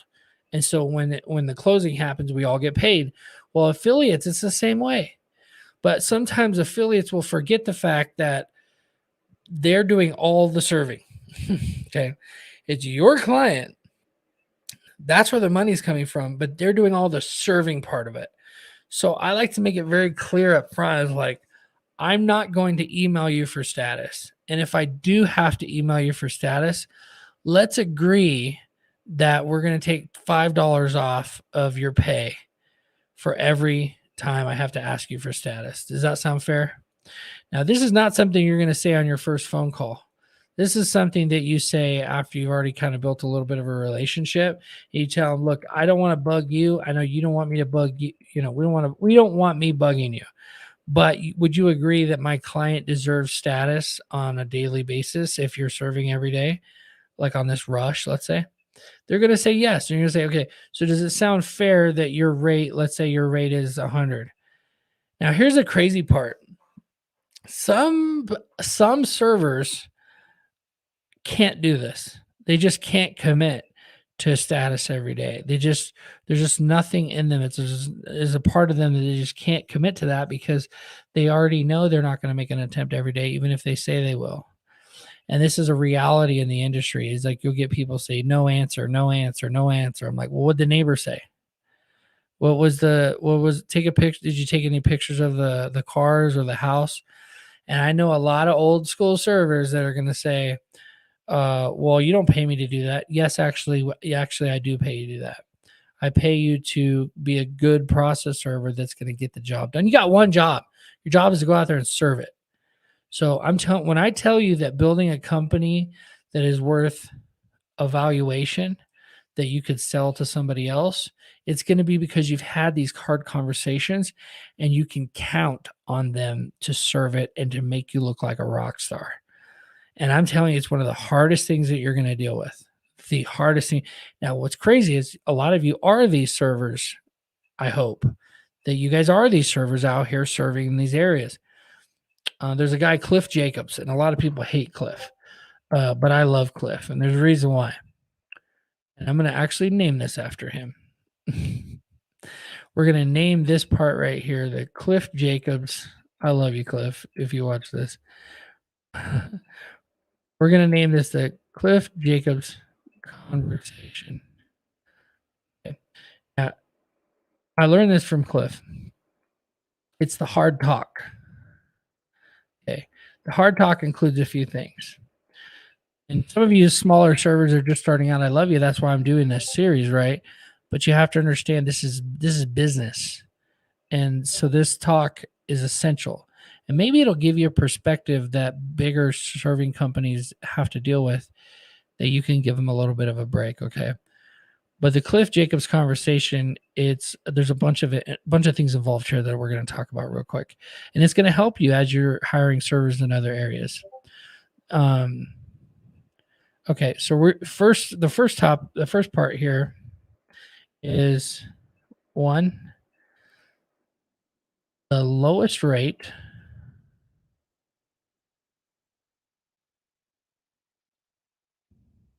in the closest area to where you live. Okay. Now, when he first presented this to me, I was talking all business and I was saying, well, we serve here, we can serve over there, and all this. And Cliff had a really cool way of going, Michael, listen. Um, he's stick with you on the hour on the phone for 2 or 3 hours sometimes. Like, I don't even know how we spent so much time on the phone. But he worked for One Legal at the time, and so he controlled a lot of work, not just serves but filings. And he'd say, okay, I get you have these rates in these different areas. I said, but what about in your backyard? What he called it a backyard rate, I think, or something. What is the lowest rate, the most competitive? I think is the way he said it. The most competitive rate you would charge in your backyard. And so you'd say something like, well, I'll probably do 55. You go, well, yeah. So, Mike, we have a lot of people that serve in your area, and I'd be happy to potentially pay that amount.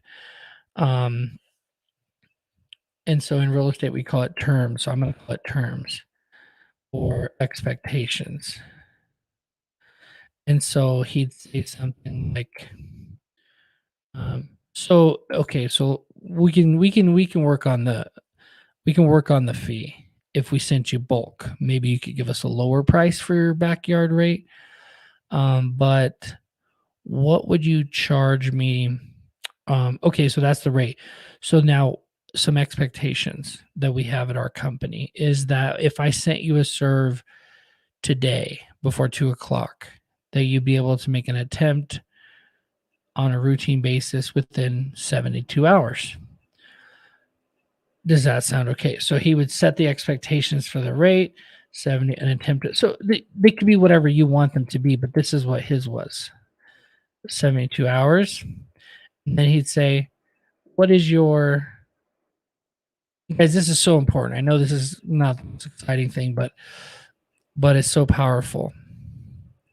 He say, okay, so with that, what are the when you do make an attempt in 72 hours, because he gets you to confirm that first.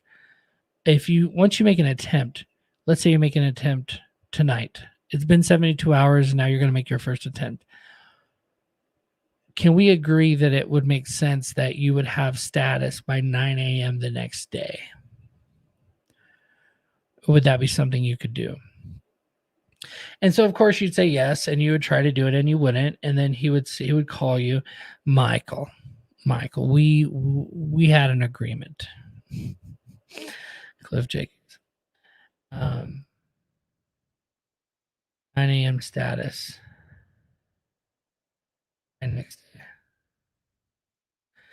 Okay. And there's some other things too, but these are the two primary ones I'm going to just stick with here, because this could go on forever, because he would talk to you for hours. But these are the two things. This is the price and the status. Okay, price, attempts, and status. Oh, I'm sorry, details. Yeah, details. We already talked about that a little bit, but I want to mention it one more time here. I want to make it a line item here. Details. Okay. And going above and beyond. Yep. And then you have to include this too.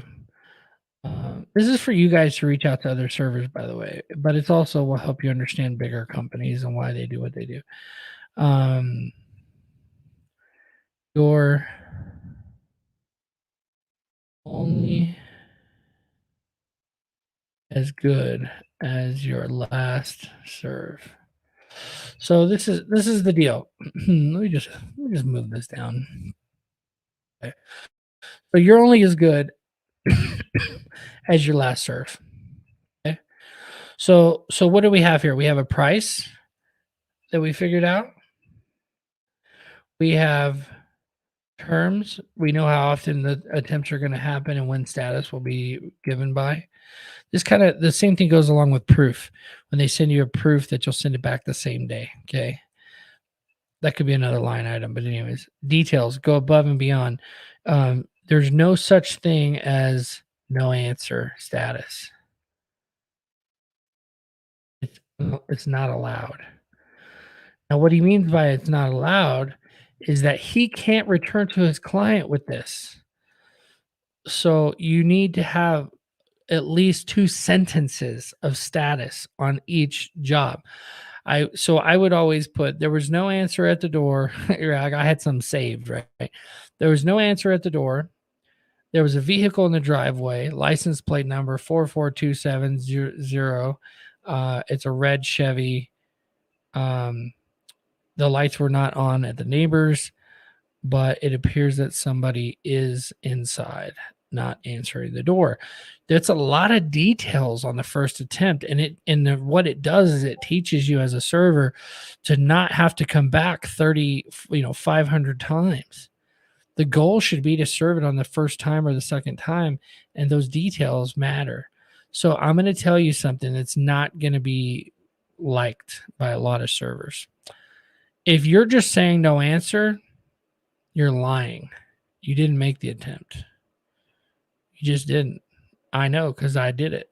I would have 40, 50 serves in the bucket. I would go from house to house to house to house to house. And I would get back to the office the next day, try to put statuses in on things, not completely sure on if I didn't use the app, which ones were what. And so the default was no answer. And I can tell you with a surety that there were times where and I'm being honest with you guys because I want you to be honest with yourselves because it will make your business more valuable. It will make your business more valuable. I promise you. Lee Frazier. Yeah, no answer. So when you feel tempted to say no answer with the time and date on your status attempt, I want you to just say, because I put after no answer, because I didn't attempt it. No answer, because I didn't go there. Okay? That's what I want you to put. All right?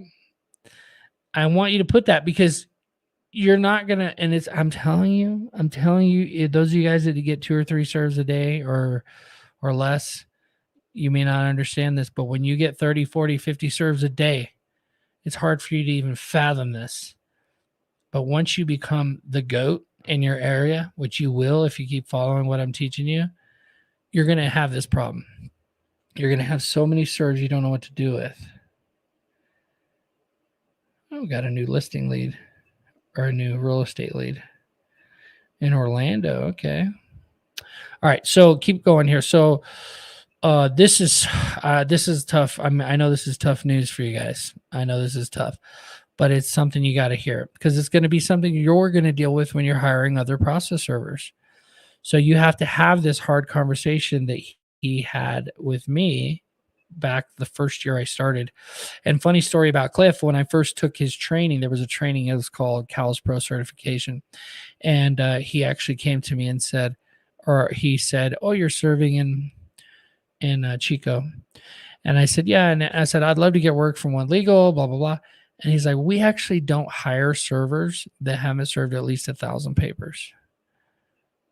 It's funny thinking back on it now because I had served 1,000 by the first year. And I thought I was kind of ticked off actually at Cliff. I'm like, whatever, dude. Like, I don't need your work. Young and prideful, 26-year-old or whatever I was at the time. And then one day I get a call from him and he's like, yeah, we're just curious on your rates. And, I think you've been serving for a while now, right? And yeah. You're still Cal's Pro certified? Yeah. All this stuff. And then he's like, okay, well, let's talk about your rates. Can I call you back tomorrow? And the reason why he wanted to call me back is because he wanted to be at his desk so that he could go through these 4 or 5 points. I think there's 5. And then this one right here was proof that they would do their own proof. They do their proof. Do the proof or affidavit. So if you're doing this, why do you do the proof or affidavit? And it's signed same day. ASAP. Why do you think, comment below, why do you think the serving companies want to do the proof for you? Tell me. Why do you want to do the proof when somebody else served it? Comment below. I want to see that. I'm curious what you guys think.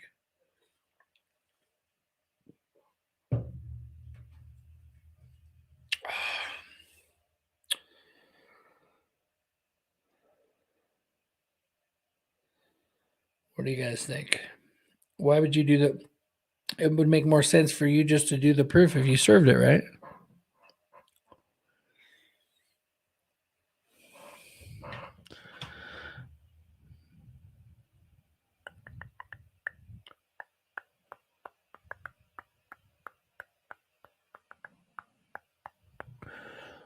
Hard conversations here. A specific verbiage the client wants to see. I love this. I love that. I love that. I think that if you understand that the client is yours, if you are again, it goes back to this relationships, this affiliate, like the JV partners in real estate, right? Review for accurate information. Yeah, that could be it. That could be it sometimes. So yeah, so many reasons, probably a laundry list of reasons why an attorney or why me, let's just use an example of with Cliff, right? I go out and serve the papers for Cliff. Cliff works for One Legal and they have all these rules and requirements because they have like top law firms, like corporate lawyers and law firms. They're one of the oldest e-filing companies. I think they started and created their first e-filing technology. Anyway, they're a huge company and they have all these rules for how things are supposed to be done. Keep in mind, I'm my own business owner. I do things the way I want them done and as a process server. So he's calling me. This is what they call B2B. No one ever told me this, but it's so powerful. Business to business, B2B is what that means.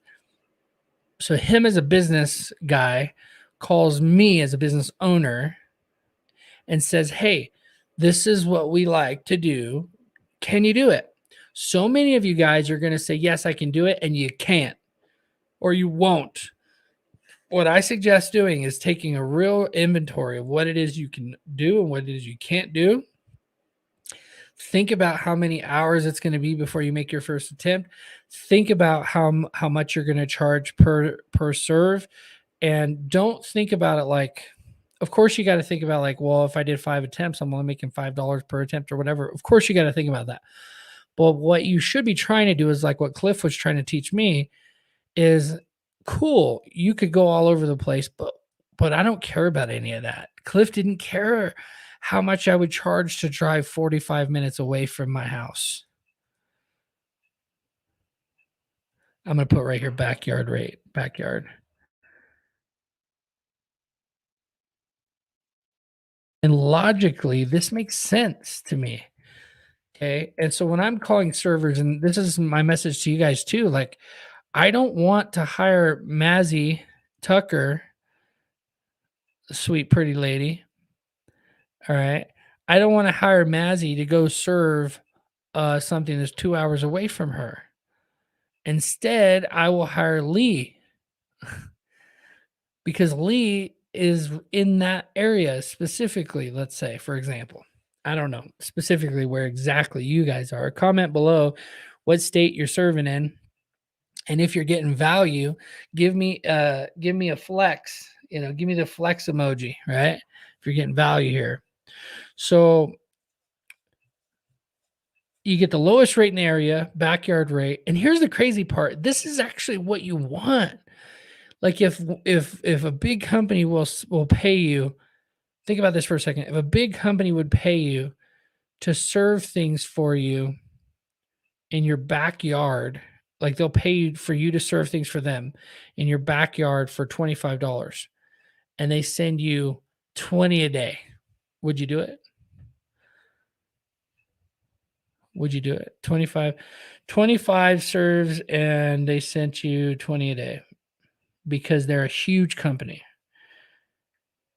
20 a day times $25. That's $500 to serve 20 papers. You could do that in 2 or 3 hours to make $500. This is why this is why some of these big companies are so successful, because they're using the Cliff Jacobs conversation. They're finding the servers in the local areas. It's the only reason Proof, those guys are finding any success at all, because they're finding the local servers to serve for you. So now I'm not telling you because I want you to serve for them. I think that they're crooks in many ways. But what I am telling you is that you should be playing on that level.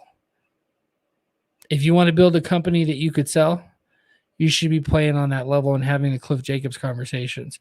How soon can I expect status after you've made an attempt? We'd like it by 9 a.m., but you're a business owner. How soon can I expect it? Well, by noon. Okay. So you make a note. Is he going to be, if he'll give, this guy will give status by noon. And then let me make this bigger. This guy will give status by noon, but this guy will only give status. This guy agrees that status by 9 a.m. the next day after a service attempt is made. He agrees that 9 a.m. is acceptable because he's at work at 8. And then you could give status to your client because you guarantee your client status.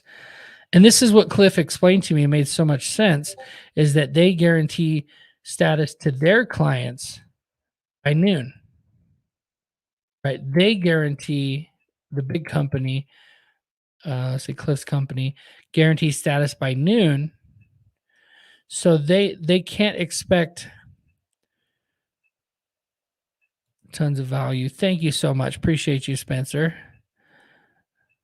Northwest Arkansas. Ooh, we got to talk. I'm looking for real estate deals there, specifically apartments in Northwest Arkansas. I heard that Walmart's building a new headquarters there. Is that true? That tons of people are moving there and the valuation of properties is about to explode. Northwest Arkansas. I do real-time status updates. I love real-time status updates. They're really good. Yeah, especially with using the softwares. Mazzy says, yes, it's blowing up. Thumbs up. Good stuff. So if server number 1 is giving me, it's already insane over there, Northwest Arkansas. That's crazy. I kind of want to visit just to see what's going on over there. Lots of money to be made in real estate over there. So status by 9. So if the person's giving me status by noon, can I make my promise to give status to my client by noon?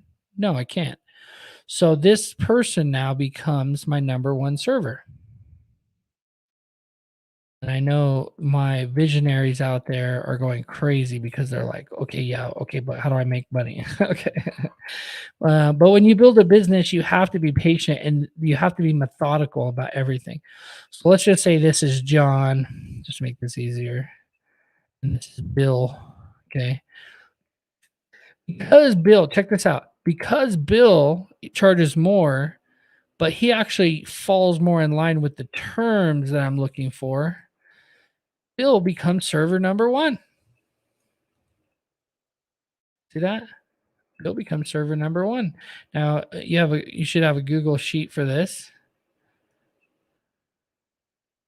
But just like I call real estate investors and find out what their criteria is, you have to call servers and find out what their criteria is on what they're willing to do. Now, of course, this is just one of the 5 items that we're talking about, but each person, you should have a Google sheet where it lays out, and I'll probably do this at some point, especially for my local area, servers around me. But again, you're looking for the backyard rate. You're looking for the status and the service terms that your clients expect from you. You need to actually expect a little bit more from your servers so that so you can under promise and over deliver so that you can get the wow factor. Right? The whole purpose of all of this is to be able, can you get the wow? Here's the question I want you to ask. Can you get the wow factor in other process servers are doing the job. Because I'm sure as a process server yourself, especially when you first start out and you don't have crazy volume, you can get the wow factor. You can get them to respond and go, wow, you guys did a great job. But can you get that same wow factor as a part of a system that you've created and where you're doing great marketing and you're getting all these clients that we've talked about in the live so far, and you're getting the income coming in, but are you delivering on that? And can you count on other process servers to deliver on that? Okay. I don't like this not allowed. Um, let's just call it what it is. You're lying.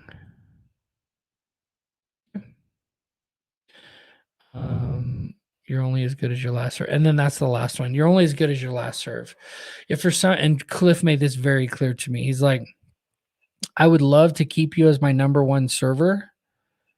Okay.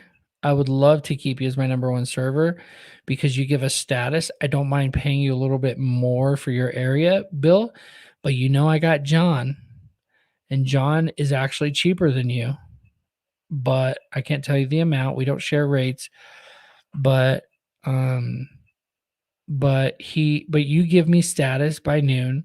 You always sign the proofs the same day. You let me do the proof for you. You don't require or demand that you're going to somehow do the proof. We didn't really finish talking about that, but basically, yeah, they do the proof because it's their client. It's not your client. If Cliff has me serve something, let's say, he's going to have he's going to want to do the proof because it's his client. His client has certain expectations. We had some great comments in here. We're reviewing for the accurate information. Lee says because they have specific verbiage that they want to use. Yes, all true, but also because it's their client. And then lastly, because they put their fee on there for what they charge for other things. I can't tell you how many times I've heard people complain is like, well, I saw on the proof they charge, $400 and they only paid me 50. Whether they're supposed to do it or not, they actually include all of the services so that when they go to they're not supposed to do it in California, but when they go to court and they try to get a judgment, let's say they win their case. Well, when a lawyer wins a case, the other side is supposed to pay for all the fees. And so they put on there on the proof, they'll put the court filing fees, the skip tracing fees, any of these other services that they did. And sometimes that will include other service addresses that they had someone do in a different part of this country. So sometimes those rates aren't just for what you did, which is kind of silly because it's a proof of service that you're signing, an affidavit that you're signing. But anyway, that I've seen that so many times on their thing, on their proofs. I think I beat that up enough, but you're not going to be able to get this valuation. Just keep in mind, a valuation play is not attainable. It's not possible without having servers to serve this bulk volume that you're getting, right? It's just not possible. Now, how do you let's say your average that you're getting here, we'll wrap this up here in a little bit. But let's say your average that you're getting is between $40 and $55 for these bulk contract serves. Which if your normal rate for these guys, let's say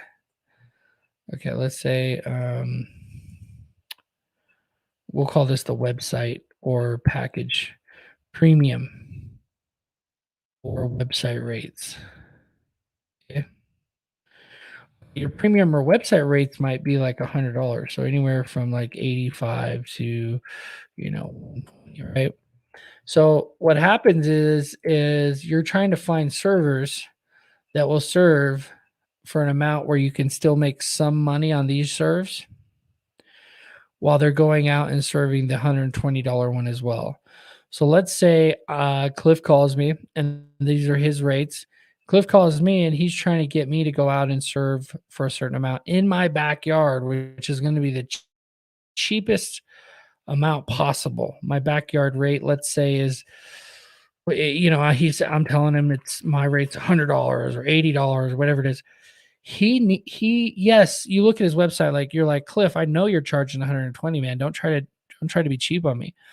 But what you're not seeing is that where he gets the biggest valuation as a large company is by doing contract work. And I'm telling you, the contracts are usually half price. They're roughly half price of what they normally charge sometimes. So, and I've seen lots of different companies and how much they charge. I'm telling you, it's very normal for this to be the case. So if my backyard rate is, I'm like, well, here's the thing: your backyard rate's never going to be what they want to hear, because I'm going to say, well, I normally charge 99, or I normally charge. And again, these are just rough numbers. Every state's different, every city's different. So don't think that I'm telling you what to charge at all. You have to look in video number 1. We looked at my competitors in Albuquerque. We called them. I talked to them. I know how busy they are, what kind of quality service they provide. Like, you have to do that grunt work yourself in your local market to decide what your website rates are going to be, what these website rates are going to be, right? But you have to come up with your own kind of bulk rate. Now, you're not going to give them a bulk rate if they're not sending you lots of work. So this is where it becomes kind of a difficult conversation. So I told Cliff, I said, well, are you going to send me lots of work? And he's like, well, yeah, you could be my number 1 or number 2 server. We're going to send a serve every once in a while to John. We're going to send a serve every once in a while to Kate, server number 3, right? This is just an example. Because we got to keep them engaged, right? We don't want them to just drop out of the business. Maybe Kate's always really too expensive, let's say. She has no problem giving status by 9, let's say. And she's got some other, there's other terms we talked about too, but there's just an example. But she's too expensive to use on a regular basis. So what's going to happen is, to make this more relevant, to make more sense, you call Bill, or they call me, right? And I say, well, I could do it. And I say 85 would be my discounted rate. My normal rate's 100. He's going to try to get me down to an amount. He's got a number in his mind already that's going to make sense based on what he gets for his bulk rates. He might be willing to pay a little bit more because he knows now he's also going to send me these serves. So he's getting these serves and these serves from his clients in my local area, in my backyard. So if he can get me to serve for anywhere between 40 and 55, it's a win for him. But let's just say, just to make things easy, let's just say I don't budge too much, and I'm willing to do it for 65. He's losing $10 every time he sends me a job for this. He's going to lose $10. So he's not going to want to send me all of his work, but he'll still send me some work. And what he'll try to do is he'll try to only send me jobs where he's getting a premium amount. So because he's still making $20. See, 85 and 65. Does that make sense? Have I completely lost everybody, or is this tracking? Okay. So this is what you have to do as well. You have to figure out, if can I get this guy eventually? If you do this enough, you get real smart and you'll hire employee servers, and they'll work for, $20 an hour and serve 5 papers or 4 papers in that time. And you just paid them $15 a paper, right? Or $5 a paper. Can you imagine $5 a paper? That's what it is when you have an employee. Is what some of the big companies like Kern, like I know guys down in LA, and those guys, that's what they do. They have employee servers that drive their cars and go around serving. Once you reach a certain level, you can do that, especially in the big cities.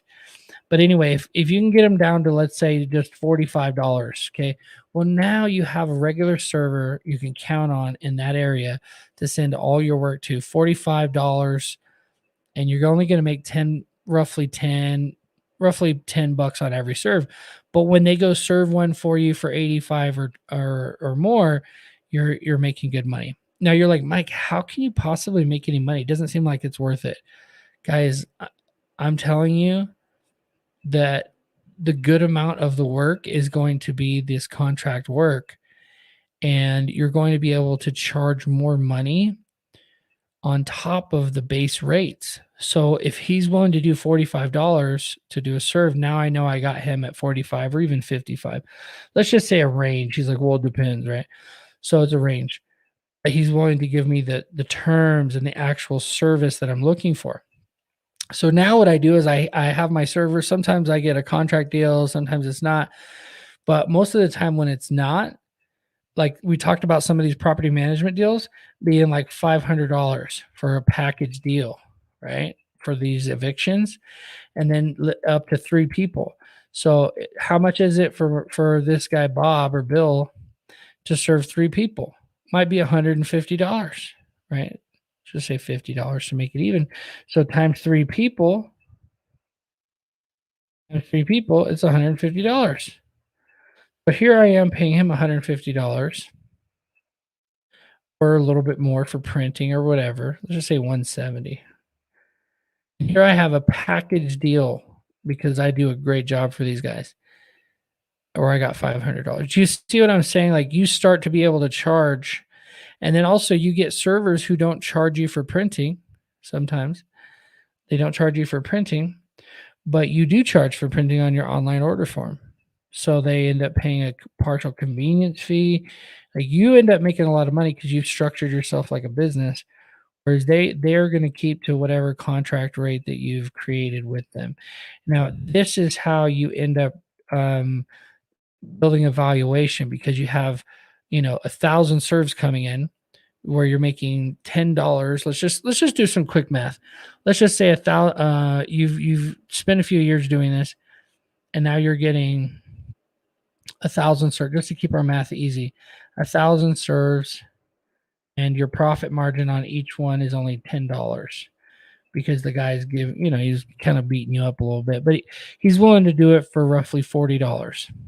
And this is rough math, guys. I get it. So what is that? 10 times 1,000. Okay. For my geniuses out there, it's 10,000. Okay. It's $10,000.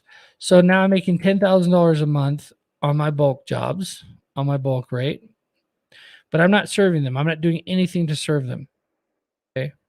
And then this is where the X factor we talked about earlier, this is like the X factor. You don't know exactly what you're going to get. It's going to be less. It's not going to be as much as the bulk.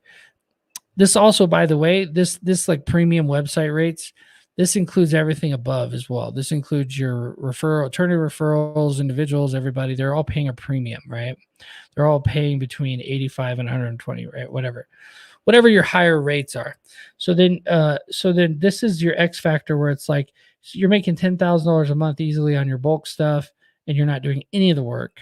And then you're coming over here and doing the specialized work for the attorneys and your evictions or whatever other consistent work. But it's I like to call it the X factor because this one can range.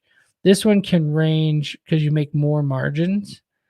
This one can range like a lot more. This one could go from anywhere from your $10,000, to 100,000. For the sake of this example and being a new company, let's just say 40,000. 40,000, and it varies. It'll go way up one month, way down another month, but this seems to be pretty consistent. The collection agencies, the credit bureaus, all of this stuff is always going to be somewhere around there. But then this is your X factor where like in Christmas time, it might only be $10,000 because attorneys aren't filing as many cases, property managers aren't filing as many evictions. But then in like July, it's like, bam, like everybody's trying to collect, everybody's trying to make some do-re-mi. So this is where you're making a lot of money. And here's the thing, you're still doing none of it once you've built this up. Once you've done this part right, the Cliff Jacobs conversation. Okay, once you've done that right, and you've established servers, I would go out and get 10 servers in your local market, in other markets as well. And remember, this is backyard rates. You don't care about any other rates. If they tell you, oh, I do the state of New Mexico, cool. Where do you live? I live in Albuquerque. Okay, how much would you charge me to serve somebody on your road? What road do you live on? Oh, you live on Via Conejo, the little bunny road. Um, how much to serve somebody on Via Conejo? Oh wow, well that's right in my backyard. Yeah, that's the rate I want. Probably like $40, $50. They're always going to tell you a rate higher, and you just say, I'm looking for something closer to 40, 45, 50, 55, whatever it is, whatever the amount is. But you're trying to get in, like we talked about, you're trying to get in the range of what your bulk rates are going to be. Is this helpful for anybody to understand, to build a business, to trying to build a company here that you could actually sell? Hashtag value. Value. Okay. So you're looking for local people. Naps.org is a great place to find people who are professional. And I'm going to tell you, there's only one reason why. One singular reason. You don't sign up for naps to get work from other people. You can, I guess it's okay. In my experience, you only sign up for naps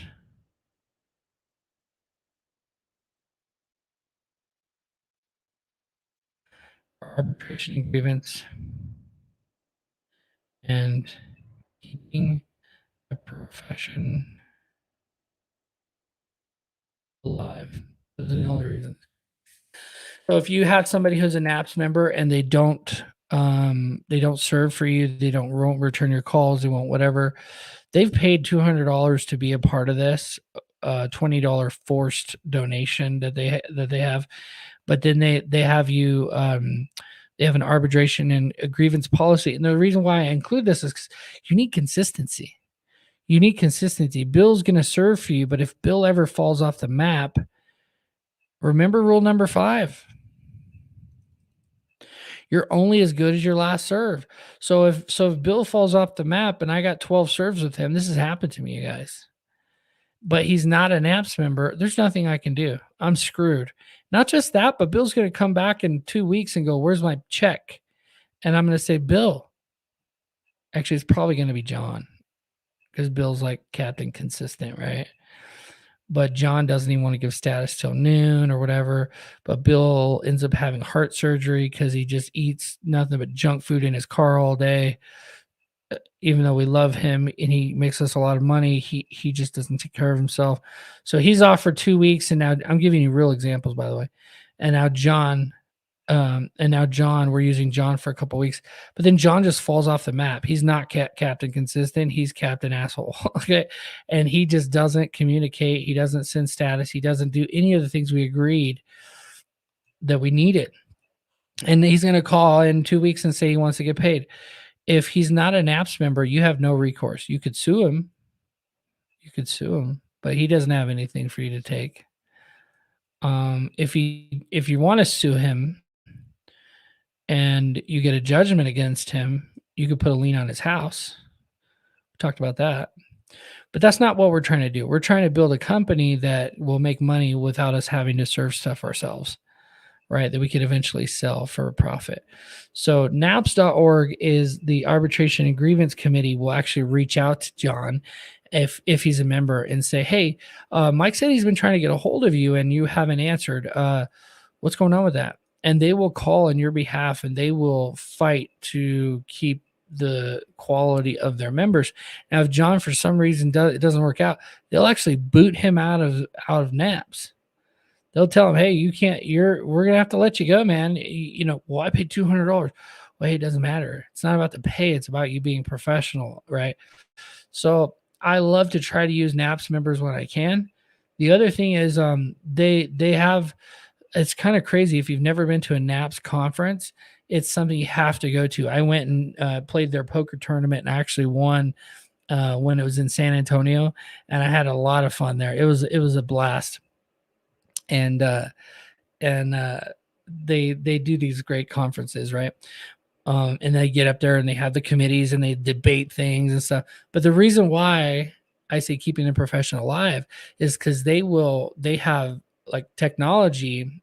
Andy Eston, who's like a legend. He's served the Playboy Mansion. He's like if you really want to nerd out on this process serving stuff, I could tell you guys so many stories about things, people who I've met who've like started process serving, like, not the Magna Carta, but almost. Andy Esten is old, really, really old. And he has the same investment advisor as Warren Buffett. And Warren Buffett, well, anyway, he's got so many great stories. He served not it was Johnny Carson, I think, on stage, or right before he was going to go on stage. And his process server in Los Angeles is server number 1. Is like one of the first one. He wrote half of the civil code of procedure. Anyway, you meet these kind of people when you go to these conferences. And he's in charge of this technology that searches all of the different court platforms for things that are against process serving. Right? There's some states that don't have their own state association to like protect them. California has had like 10 or 20 different collection agency bills collection agencies are constantly trying to take away a little bit of the rights to be served in your right as a citizen to be notified that you're being sued. They want to make it where they can just mail you stuff, and whether you live there or not, or whether you reply or not, it just is what it is. So they're trying to pass laws that make it easier for them to collect debt, which you can't blame them. That's what they do. That's what they're trying to do. And so there was like 10 or 20, it was for sure 10 last time I checked, where they tried these mailing bills. And then CalsPro, which is the California Association, which the same people who started CalsPro said, hey, we should have a national organization. So they started NAPS. So it all kind of came from California initially. And so it's the same guys over there doing it. So what happens is anytime a bill comes up that's going to basically say process servers are irrelevant, these associations will come in and they will fight.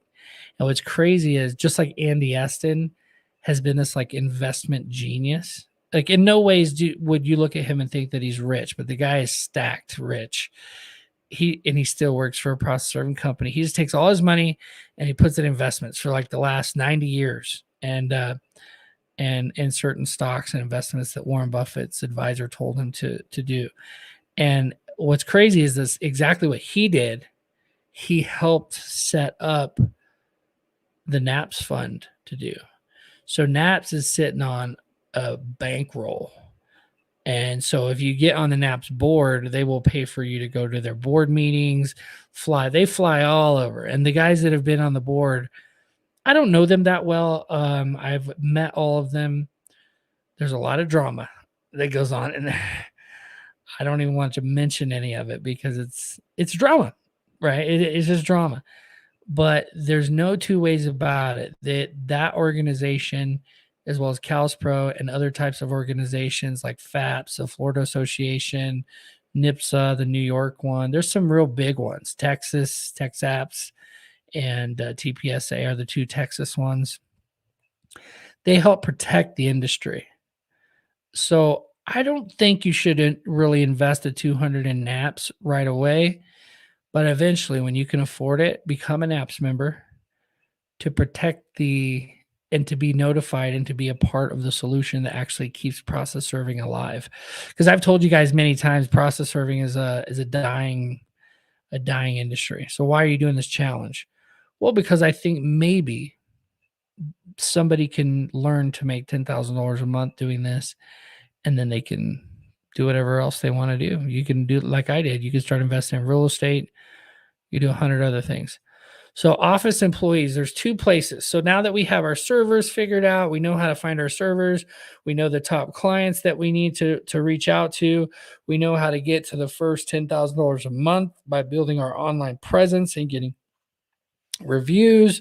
We have our bulk clients. We understand judgment recovery so we can get those paydays in the future.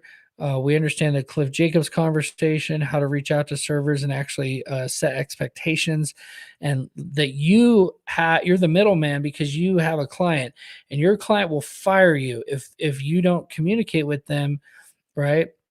And you don't give them the proper status and service that you promised them. And the last thing is to hold your servers accountable, to keep the industry alive. And then one last thing I want to mention here is I was near a university, Chico State University, and I would hold a job fair. Kind of funny because I would spend probably 4 or 5 hours doing this about once a semester whenever the class was about to go into session. Class going into session. Now, I actually ended up hiring lots of pretty little blonde girls. I don't know how this happened, but my office manager, Candace, ended up being one of my best employees, and she was kind of crazy, but she she did a great job for me until I fired her because she thought she was like the owner of the business, and it was like this whole thing. And it kind of goes back up to this whole status thing. It's like I was doing too much. I was trying to serve too many papers myself and not farming enough of it out. And so I'm telling you guys, like, hire the people that are like Candace, sure, like get your office people, but also like when you decide to start hiring employee servers, right?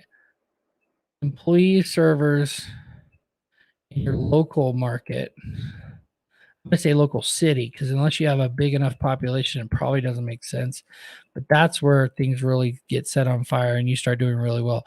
So I have office staff here, but you do these job fairs and you can find process servers that will serve these college students that will serve for $10 or $15 a serve. Seriously. Are they going to do as good of a job? Probably not. But when you have these bulk clients that you're trying to make happy, it might be worth it to do a job fair. I've done it a few times, got quite a few people for a while who served for me for a couple of years. And the last thing, your office staff. I can't tell you how valuable it is to have somebody on your team who is just sitting there on a computer doing whatever it is you tell them to do that will make whatever calls you need them to make. And they're just really good at what they do. So we'll kind of wrap it up by coming here and checking out what these guys are doing. Join this huddle. I don't know if you guys are going to be able to hear them, but let's see.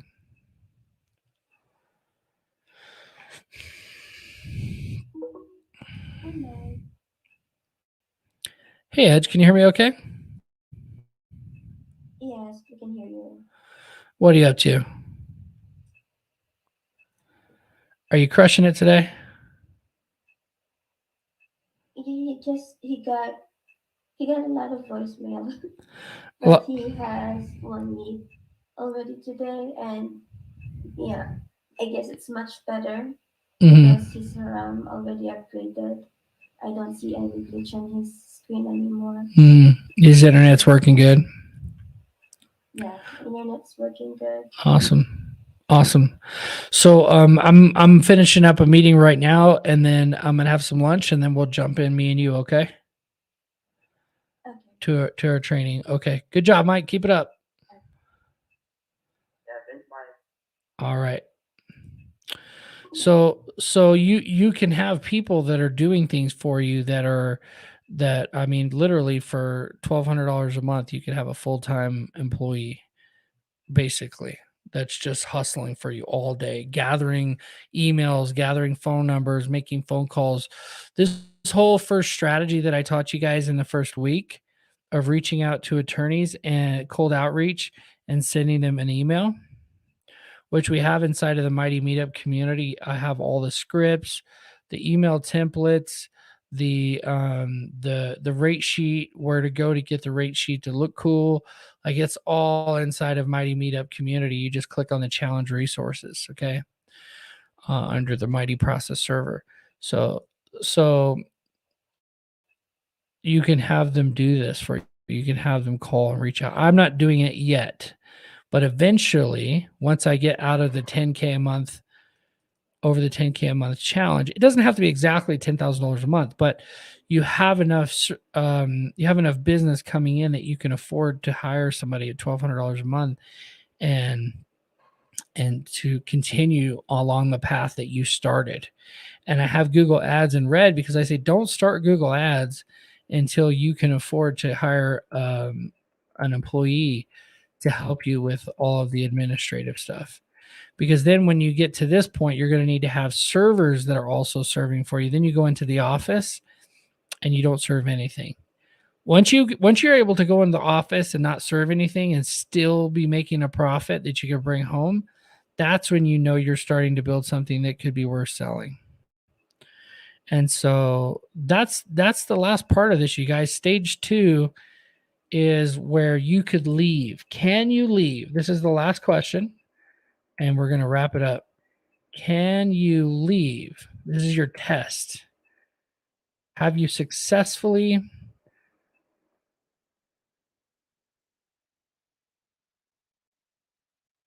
built your company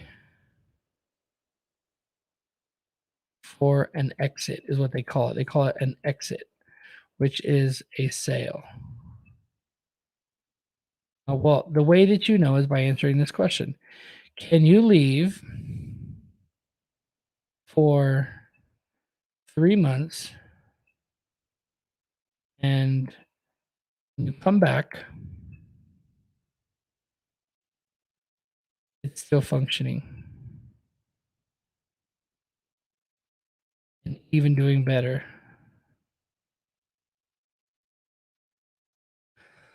That's how you know. If the answer is yes, then you're ready to sell the business.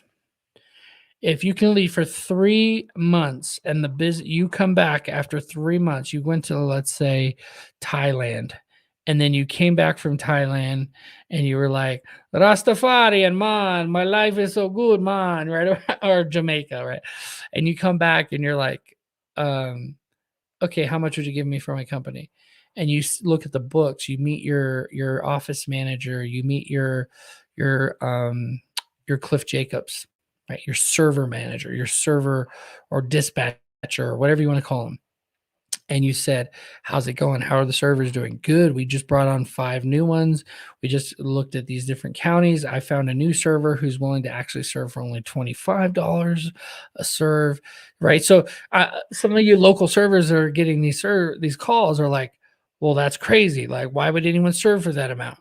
Because they want volume. They want more serves, right? Like Florida is built on that model. Every single big company gets 65 to like $100 a serve, but they don't pay more than 15 to 30. Like the max is 30. If you're getting $30 a serve in Florida as an individual process server, you're doing really well. But see, they'll go to some of these, like there's one place in Orlando, this one office. You go inside and you go up the stairs, and one office after another is process serving companies. There was like Provest, JB. Now, what was it called? JV something. I forget what they're called. I think they were purchased by a different company. Bonnie Moore's company is there. What's the name of your company, Bonnie? She comes on here sometimes. I can't remember. Anyway, it's process serving something, right? Process server express or something like that.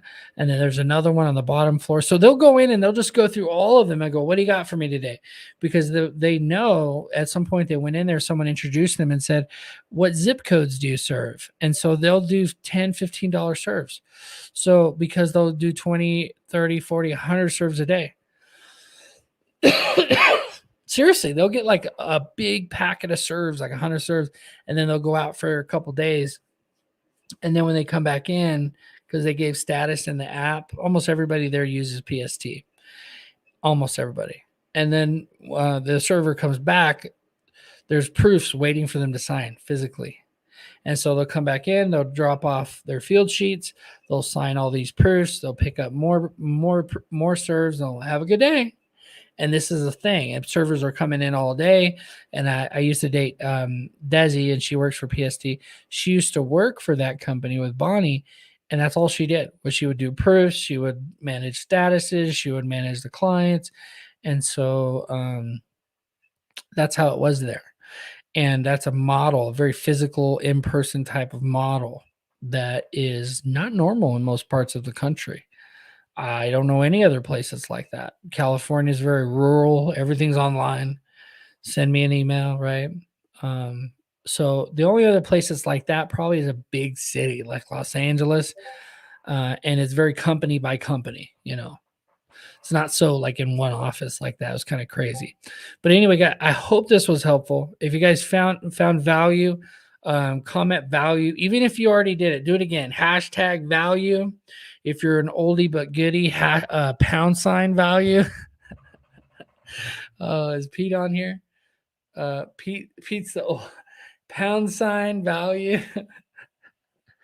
If you're watching the replay, comment replay. I want to know how many people are actually seeing this on the algorithms.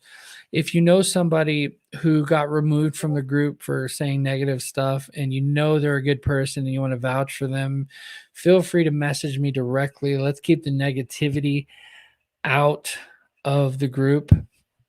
I don't want any negativity. I just want this positive collaboration that we're all working together. Oh man, my thing stopped scrolling. Let's see here. It's already insane. Cheapest does not mean the best value. That's right. Cheapest does not mean the best value. That's true. Some of these are really from earlier. Yes, value. Appreciate you guys. Hey, go out there, crush it today. I will see you guys on Monday. If this video gets 20 likes, I said 50 one time. It didn't even come close. Because we're just doing this inside of the group, right? If this video gets 20 likes, I will do a Saturday video, okay? And I'll just do Q&As. We'll just talk about getting new customers. We can dive more into this conversation if you want to. I'm interested with Albuquerque. I'm interested with figuring out who's the who's. You guys saw in my last video about property managers, I found out who the top eviction attorney was. I reached out to his paralegal, Maria, and she sent me, she gave me her email. I sent her an email. I got 2 of the top property management companies. So we'll keep going down the line. I'm going to do an offer or a request for a proposal. I'm going to do a proposal on the next time the process serving contract comes available. Sometimes they're 2-year contracts, so you just got to wait. But if you don't know about them when they come up, you're not gonna be in the running. Be at the table, be in the room where the decisions are getting made on who's getting these tens of thousands of jobs that are going to be sent out next year. Okay. And I want you guys to build something of value so that you can live a better life with your family. And I want you to do it in a way that'll allow you to one day sell it. Because you don't want to be a process server your whole life. Don't get it twisted. Like psychologically, you're not going to want to serve forever. I promise you. Even if you love it now, you're not going to want to serve forever. You'll take that $1 million valuation paycheck, hopefully more than that. Hopefully your valuation, I didn't go into that too much more, but I just wanted you to see that like purchasing a stock on the stock exchange was like a 20x multiple of whatever you make per year annually, whatever you net annually. It's like a 20x, but we don't need to get a stock exchange 20x. We need like a 2 to 5x. You get like a 5x multiple because you have a really smooth operation going on. At only $10,000 a month, you're at 600 grand would be what your value is worth, what your company's worth. But again, you have to be out of the business. You have to be above the business, looking down on it, saying, this is what's happening. And now I can go on a 3-month vacation. And it's not easy to do. It's not easy to do, but we're going to do it here in Albuquerque. And I'm excited to keep going here. We're at least going to try to get to $10,000 a month in gross income, net income here in Albuquerque is stage 1. And that's where you're just pounding the pavement. That's the hardest part. But once you've built relationships with those clients, with the attorney clients, then you can start focusing on, because you're going to have the income.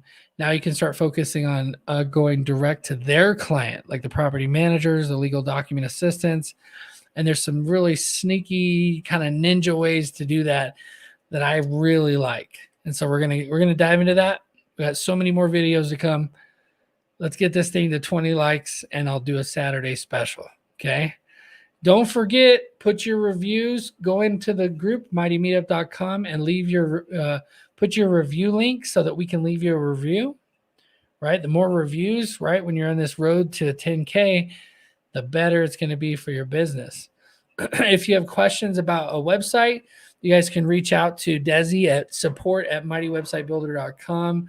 We got a couple people signing up every day for the websites. They're just great websites. Desi does such a good job. Comment below if you think Desi does a good job with websites.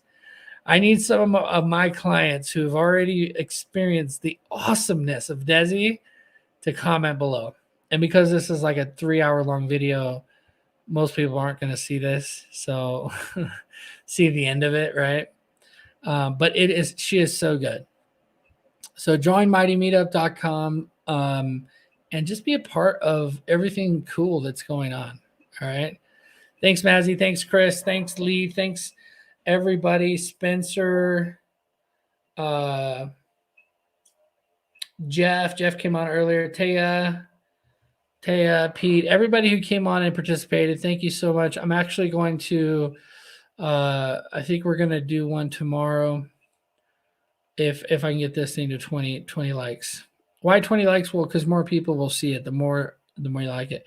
So I also want to welcome to the group Brandon Scott and Brad Smith. They both put their company information in. One is in Washington. Brad Smith is in Washington. And Brandon Scott is in North Dakota.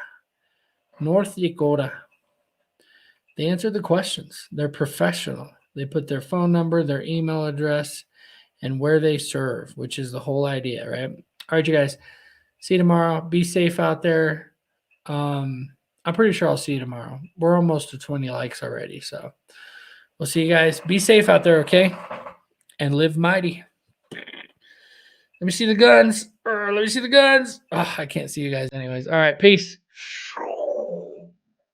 For more great content like this and your chance to win cash prizes each week live online, visit www.mightymikereed.com. That's www.mightymikereed.com. Don't forget to subscribe, rate, and review on your favorite audio platform. Until next time, take care and live mighty.